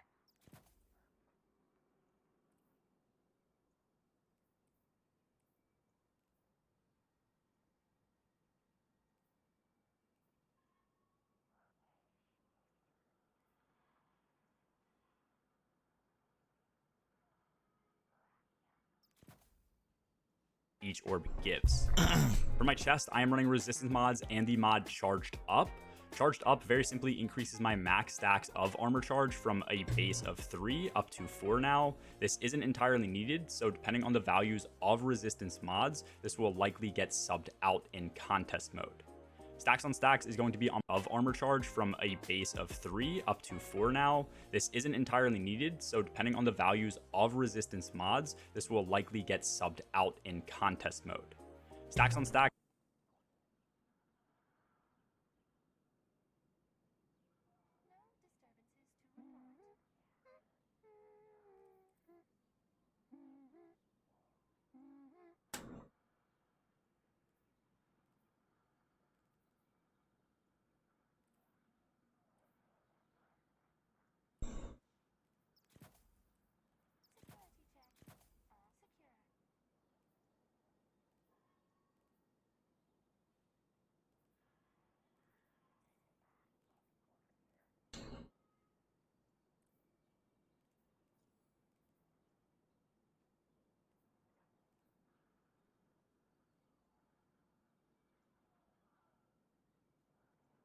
Oh, legs. Okay.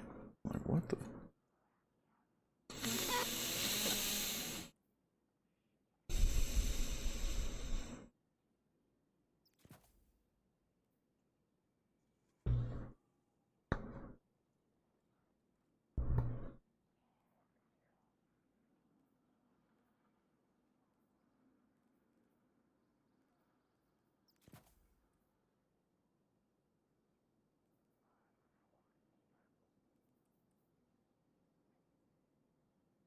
The universe is getting dangerous, but it's nothing a few surgical strikes won't fix.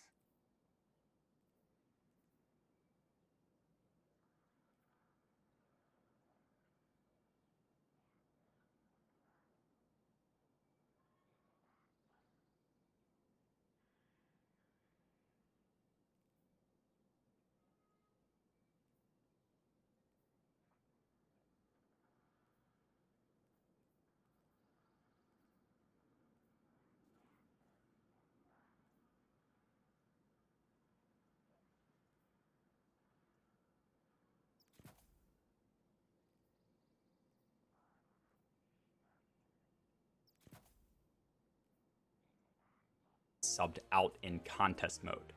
Stacks on stacks is going to be on my boots for increased stacks of armor charge whenever I grab.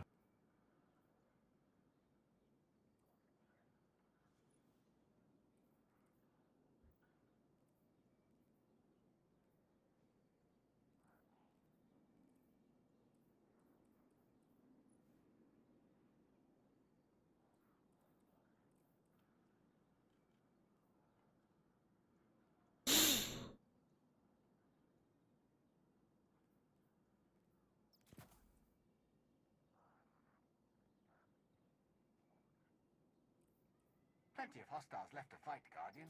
It's them or us. Orbs of power, and since we are grabbing orbs of power, I do have on recuperation.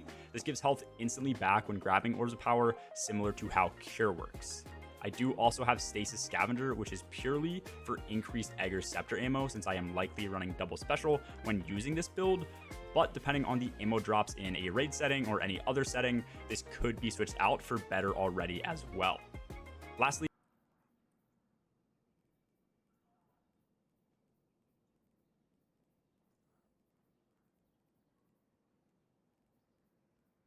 You tell the Vanguard the fighting's not done.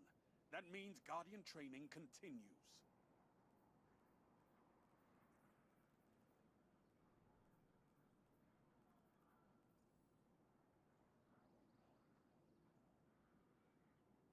drops in a raid setting or any other setting, this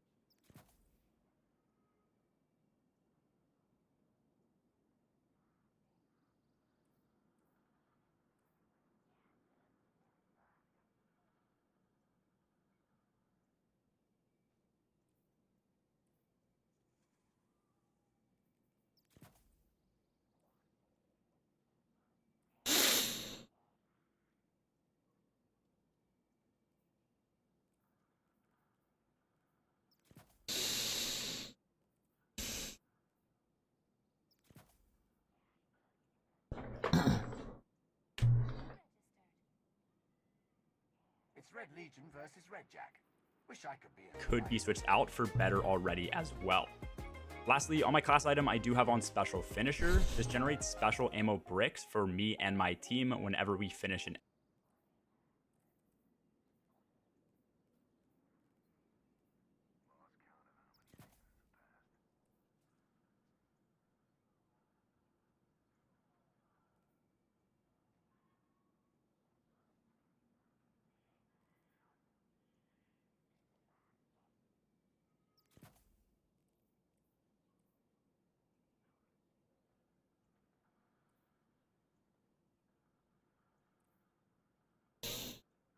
enemy, consuming 3 armor charge stacks. With this, I do also have on Reaper, which spawns an Orb of Power on our next weapon kill after we place down a Rift. And since you do get Rifts back often with Starfire Protocol, this can be spammed for even more orb generation. When it comes to boss encounters, I will definitely be using a different build setup.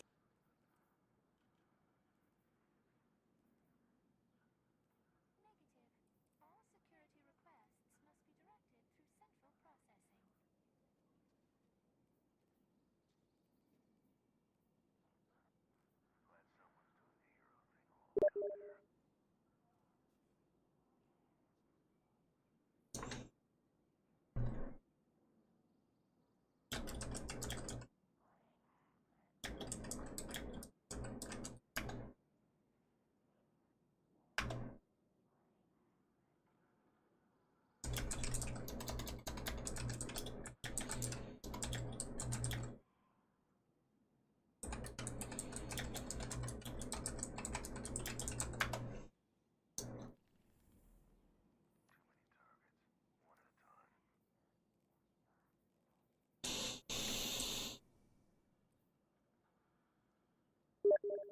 The universe is getting dangerous, but it's nothing a few surgical strikes won't fix.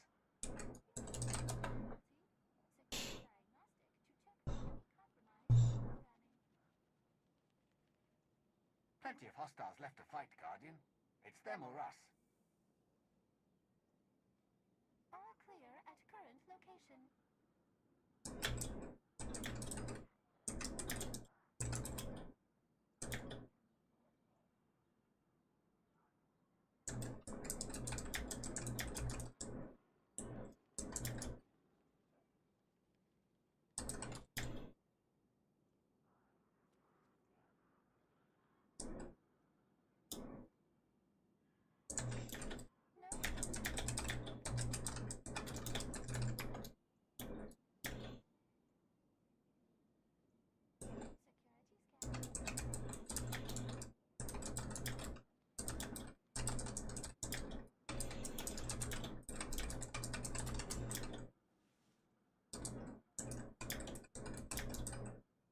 You think the Red Legion will stop there? You must defeat your opponent completely.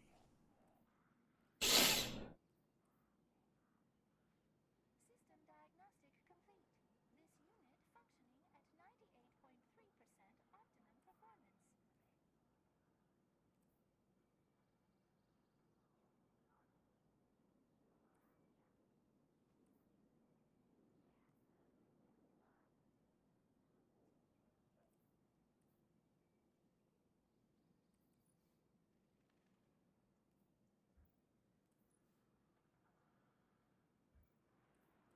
What do you see when you look at the phantom cities of Mars? I see the Crucible.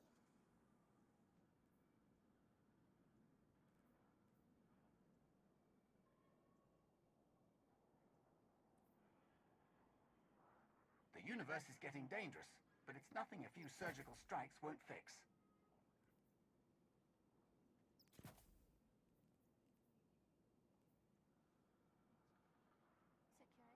I admire your work, Guardian. You're an artist.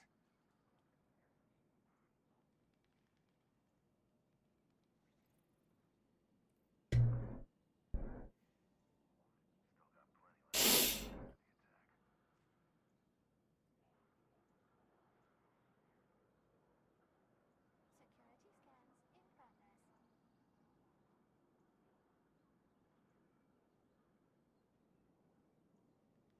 Monitoring all channels.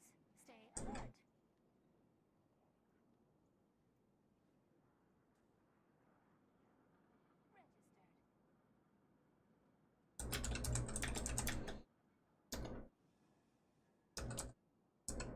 Security check. All secure.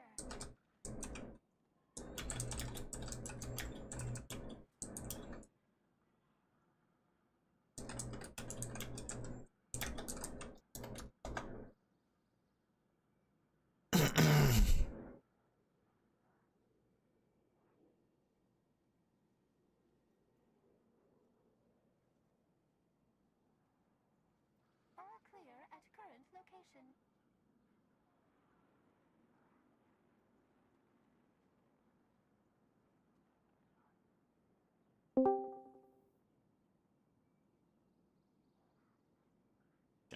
When it comes to boss encounters, I will definitely be using a different build setup that I can at least swap to, if nothing else. But I think that special finishers will still be useful no matter where you use it, especially with new ways to stun champions, making double special builds even stronger. I don't think too many... I hear you're pretty good at the job. No disturbances to report.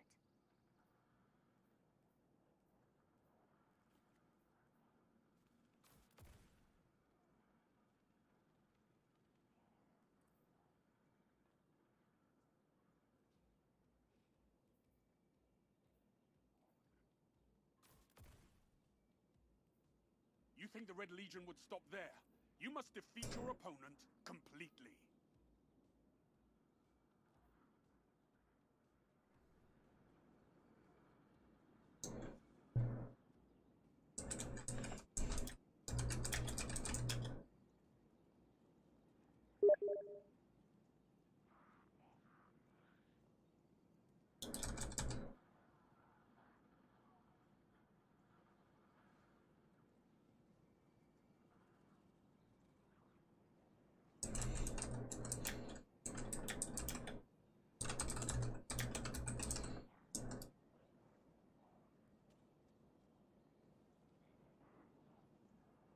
The universe is getting dangerous, but it's nothing a few surgical strikes won't fix.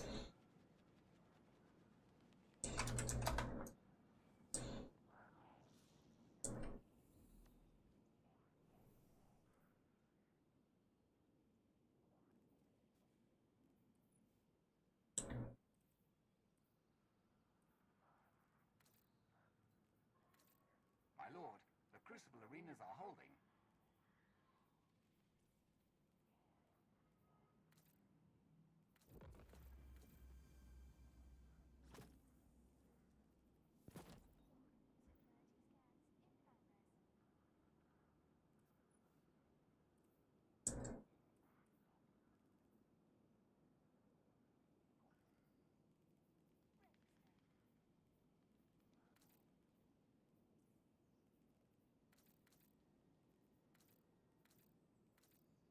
I don't care that you have strikes to get to.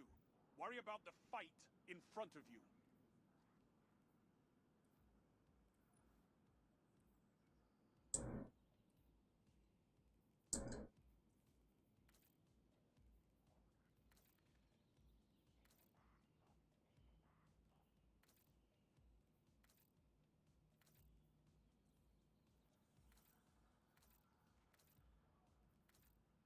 The targets don't know their targets till you get there.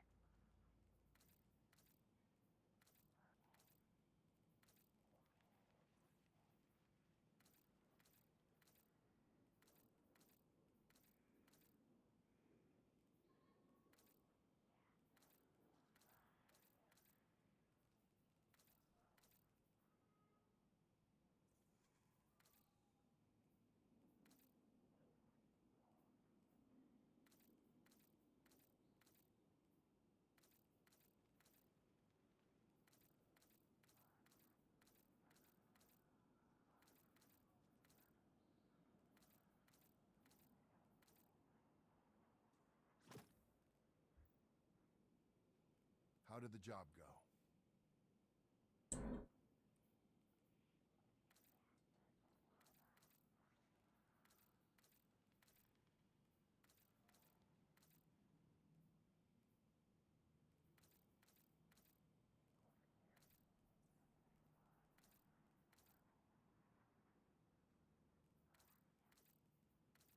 Stop. I've seen enough.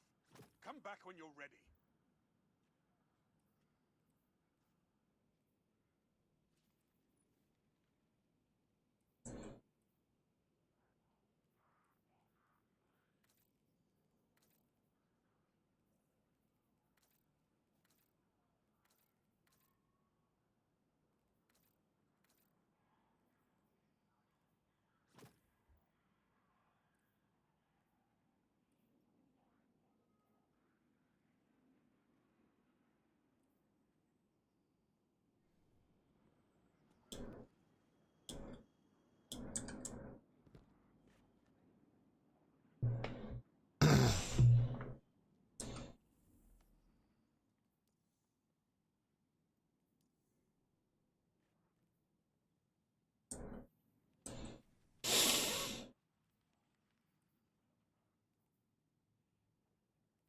Good luck out there, Guardian.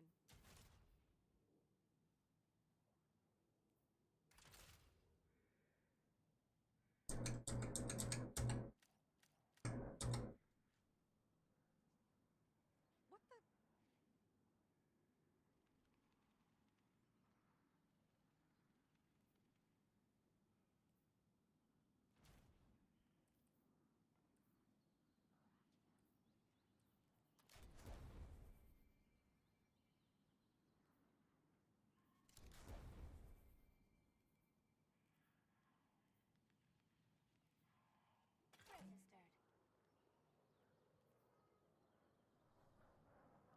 What have we here? Even undated computer languages are rich in temporal information.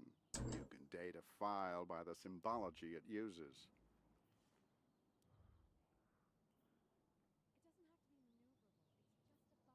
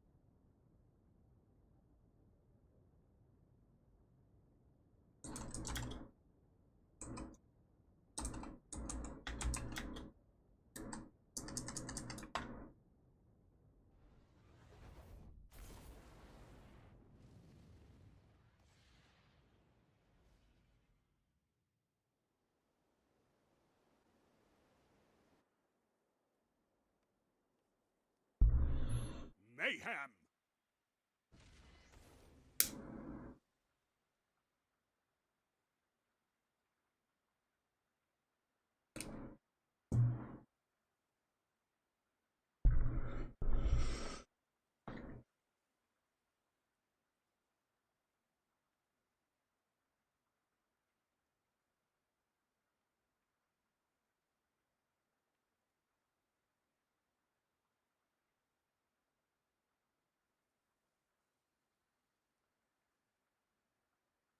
There is no cowardice in hiding until you're supercharged. But I'll see it. I'll see it every time.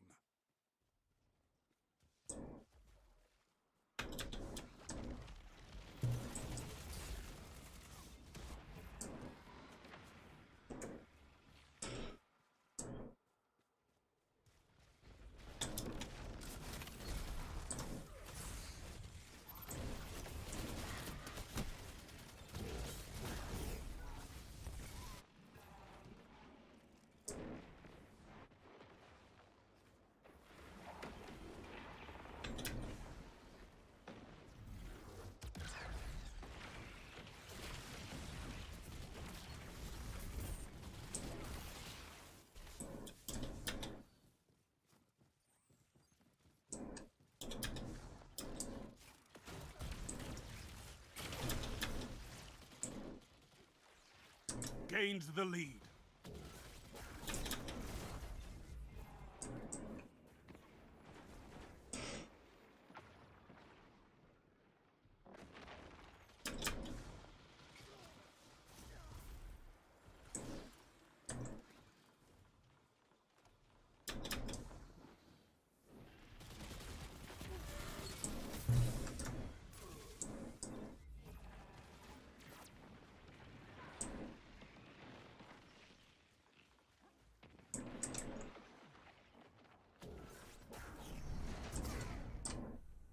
What's that you've got? Really?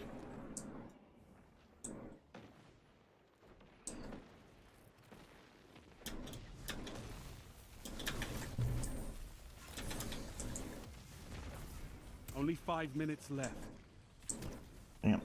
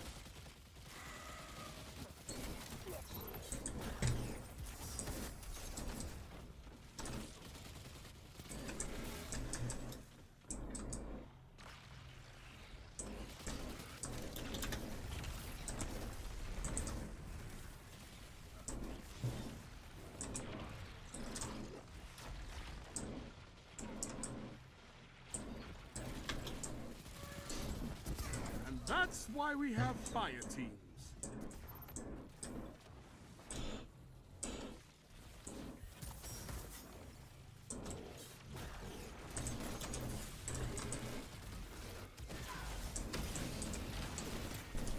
Your legend grows.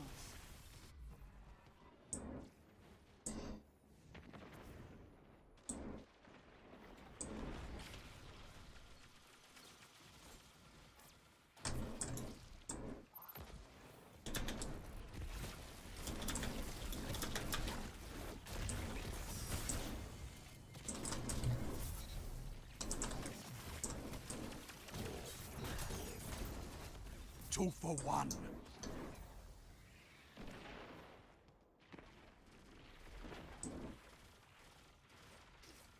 Three minutes. Hold strong, and this battle is yours.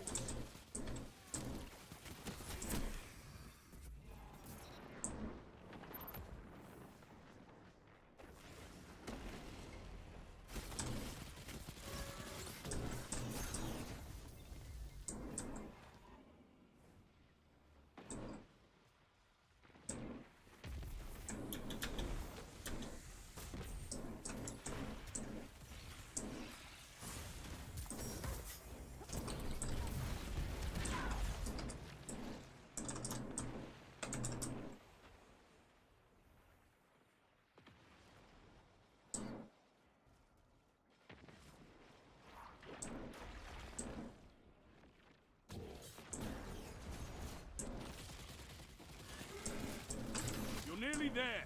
Fight on and claim victory. Damn it.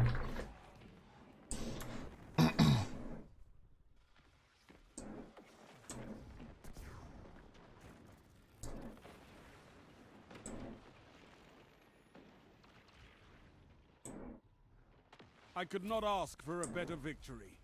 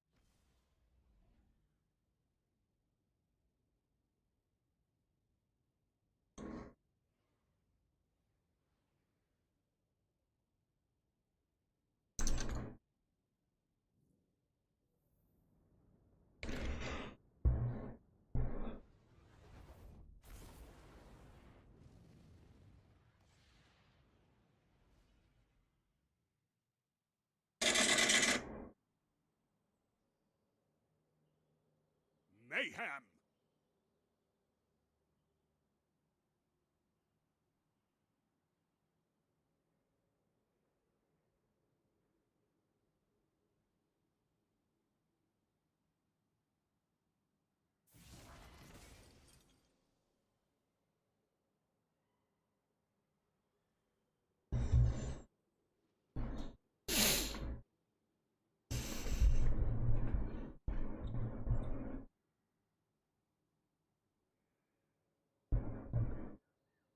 Enjoy yourself, Guardians.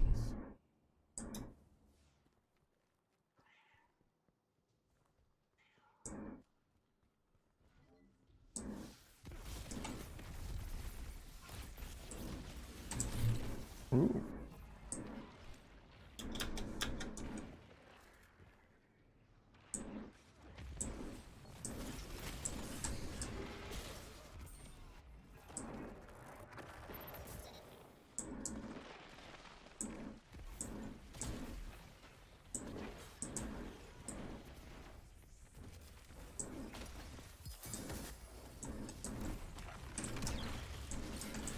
Delightful.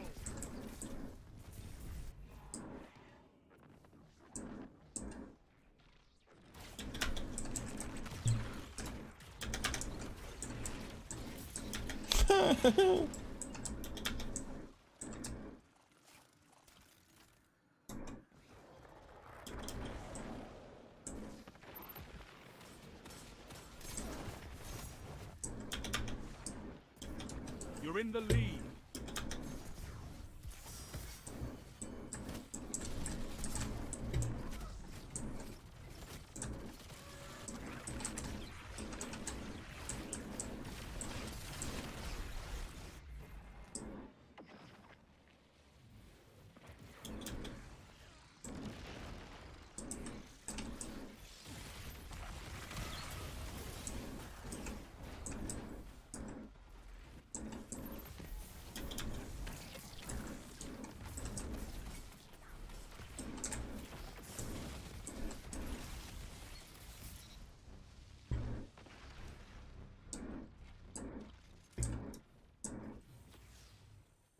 Five minutes left.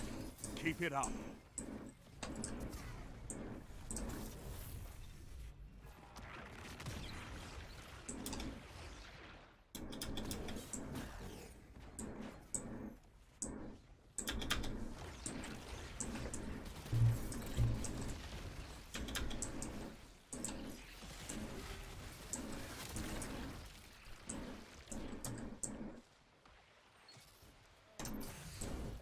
Damn it.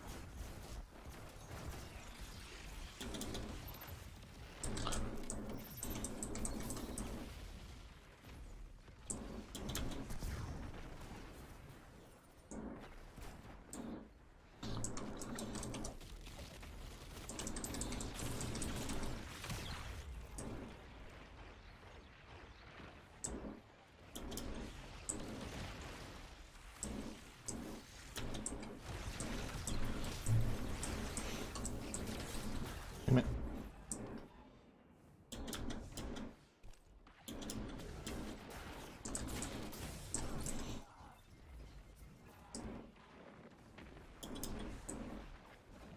Three minutes.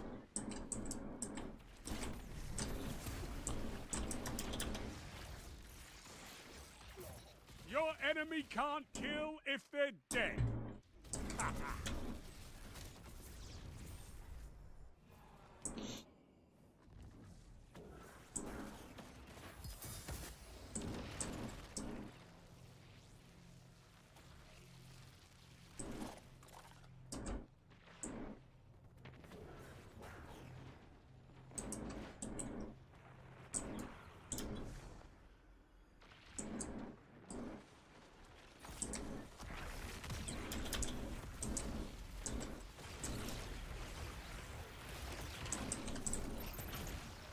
let your enemy take this without a fight.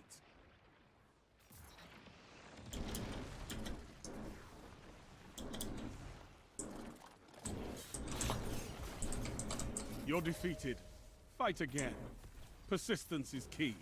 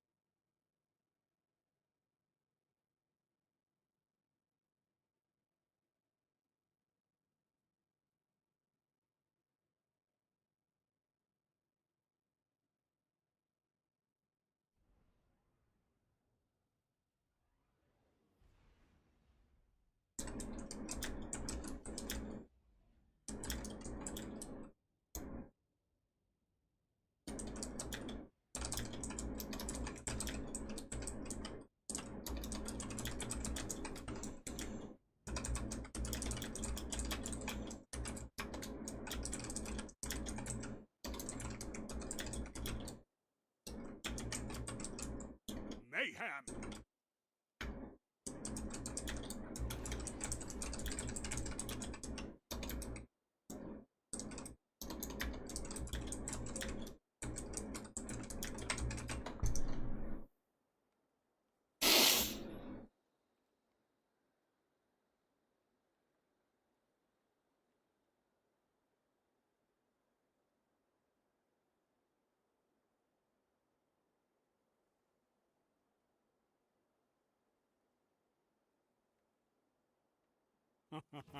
Time for battle.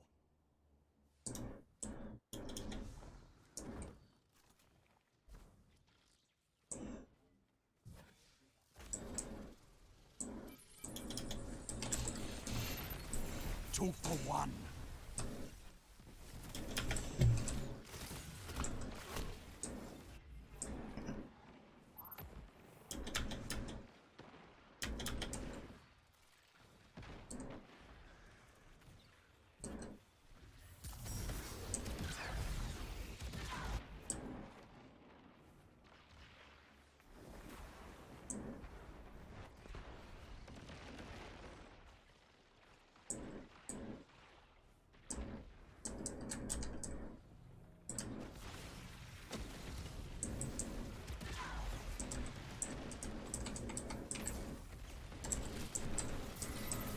Your enemy can't kill if they're dead.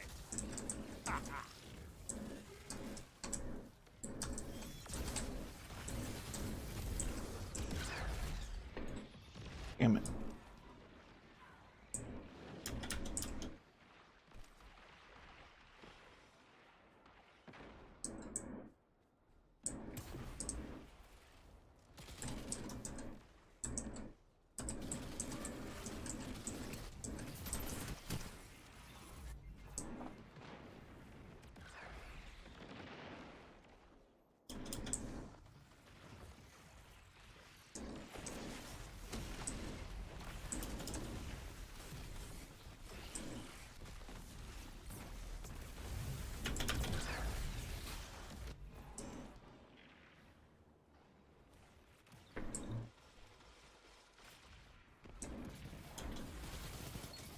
5 minutes remain. A strong start. Fight on.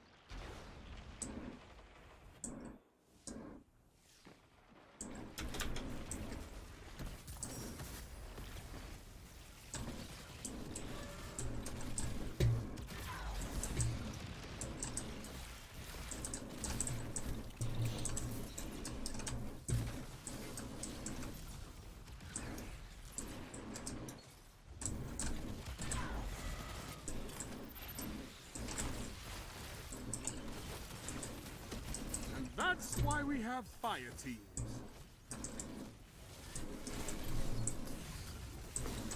Tell them to line up faster.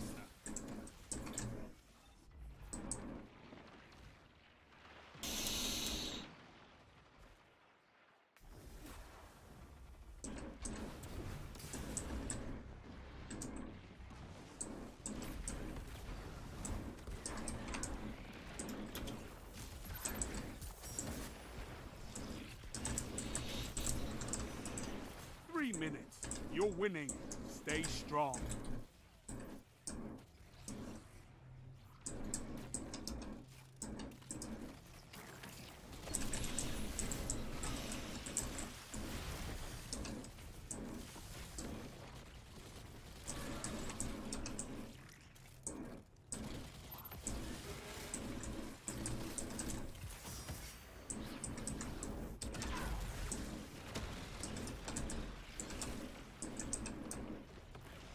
What can stop you if you fight together? Nothing.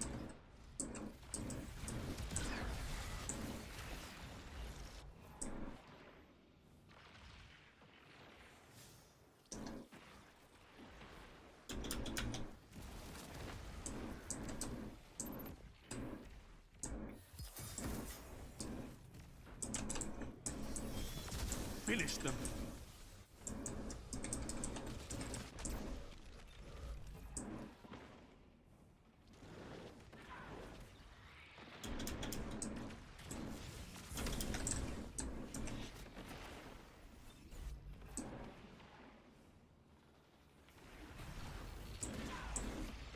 Sound tactics bring victory.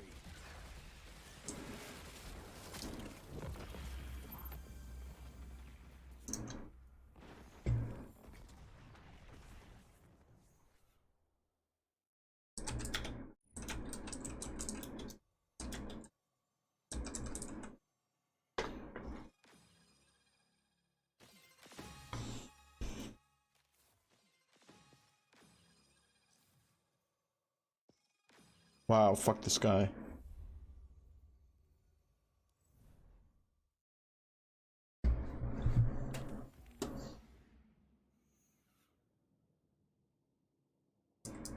Damn it.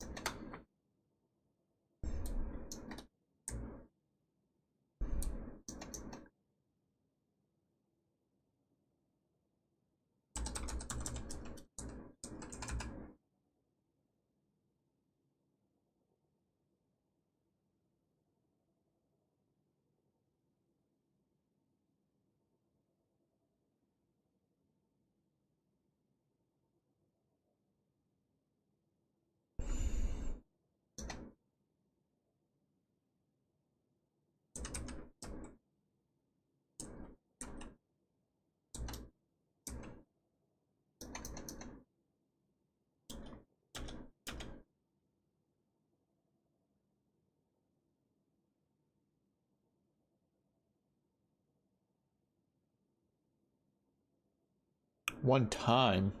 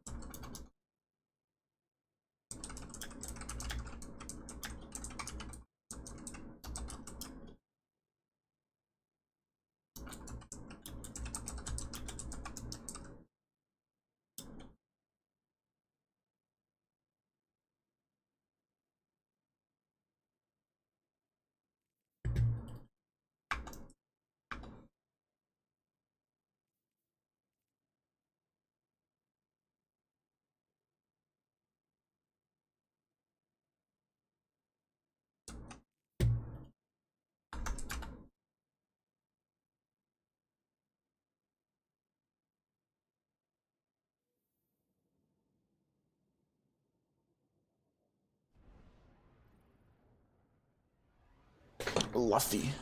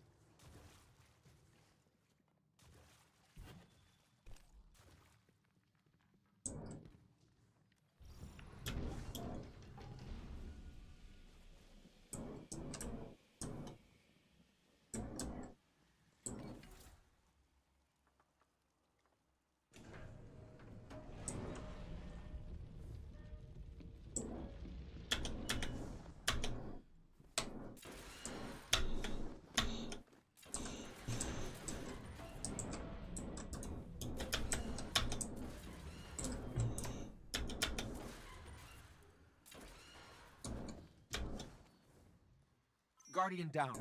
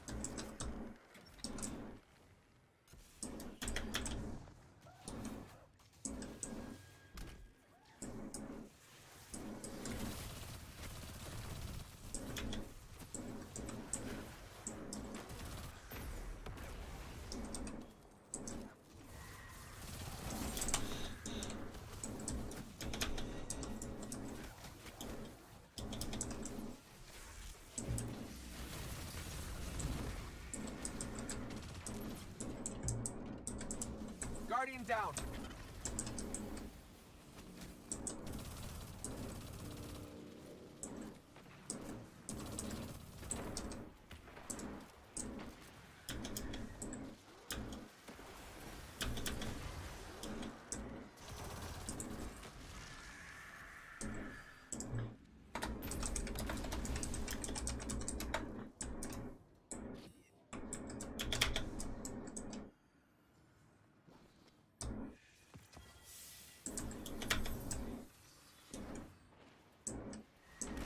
Guardian down.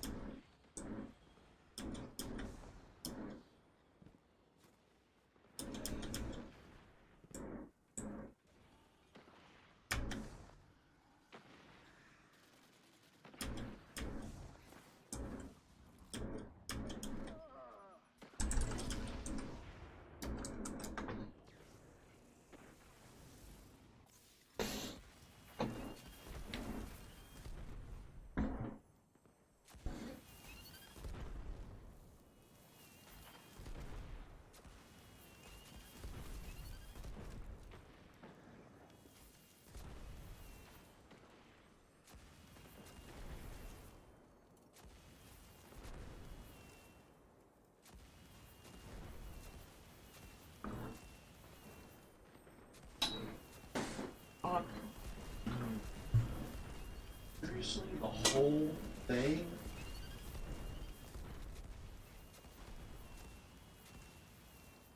God, that's so annoying.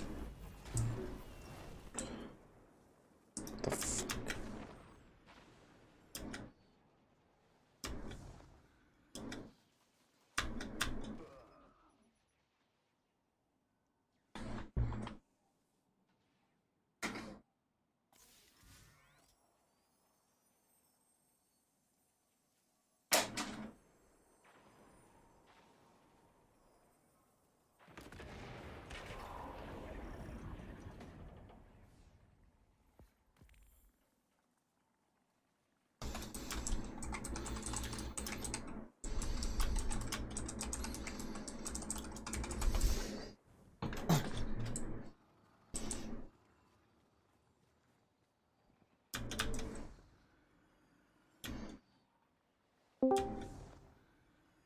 What's going on?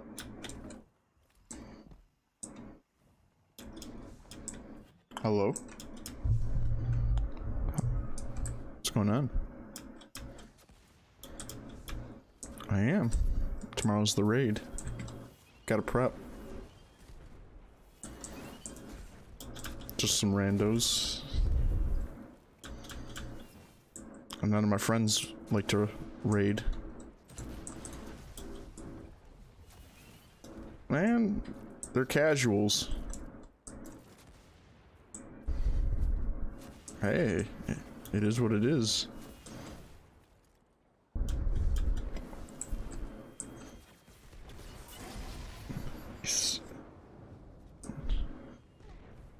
Did you even watch it? And what's the name of the game? What's the name of the game? There you go. It's dark and darker. It's a lot of fun.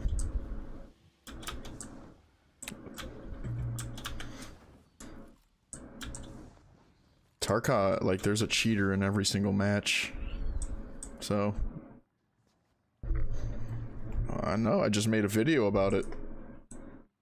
Yeah, and you're talking about the I cheated video, the wiggle.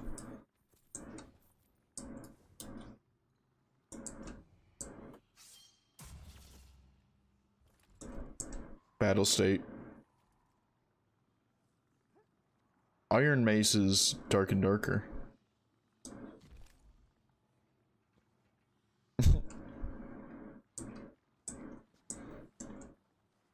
That's Battle State games. Yeah. Good. No, their addresses. I want their addresses. Oh, dude. I mean, and In some levels, that transcends more than a video game. Like the cheating. It means that that character is going to be portrayed in other aspects of life. I'm not saying killing them, but it's the punishments that they get are definitely deserved.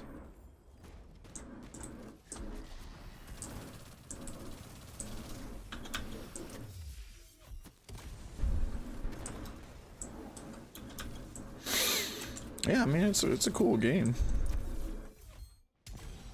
Yeah, of course.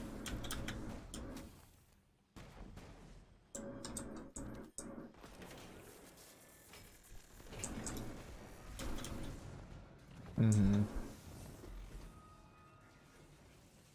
Yeah, I mean, it's definitely, I mean, it's a game that you can get kind of sweaty on and grind. So.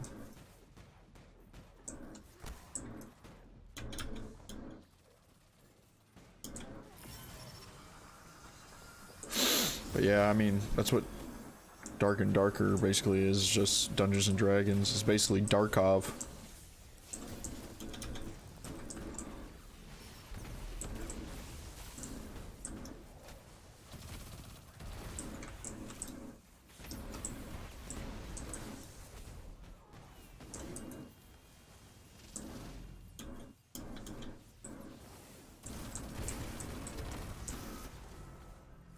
Man, you ain't gonna do anything.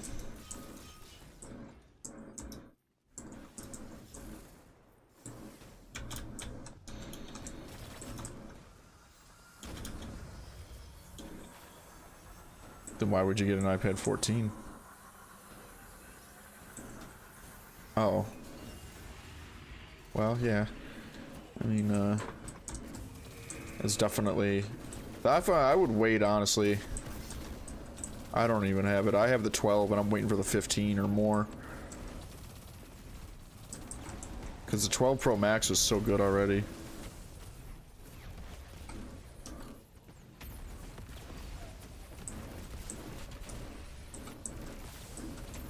Smartphones have peaked anyways.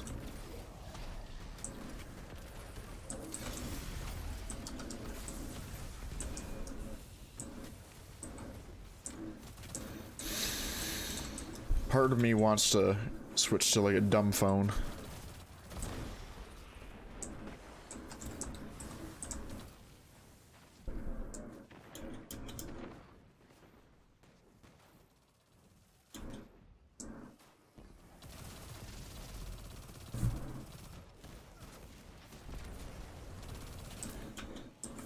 Well,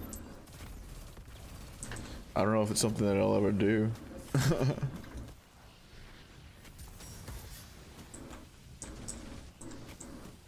Uh-huh.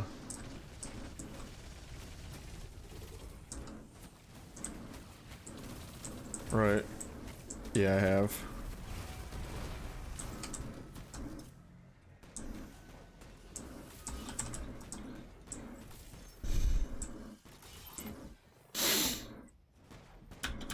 Yeah.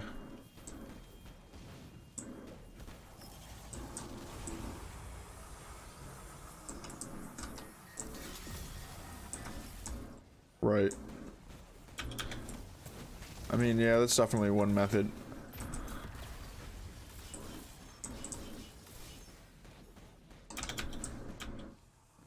Yeah, that's... Well, when it comes to a phone, that's where it's mostly applicable.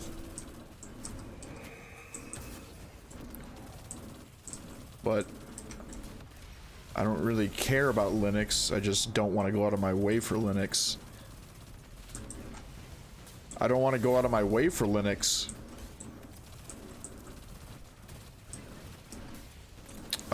No, I do not. I decided to pass it up for the next iteration, whether that's going to be Steam Deck 2 or just whenever the next iteration comes out. Yeah, well, that's what they're talking about, apparently. Like, they're working on like a console of some sort.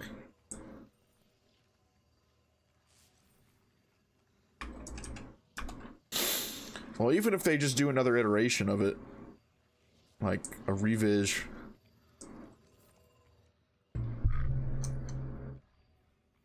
That's really all I care about.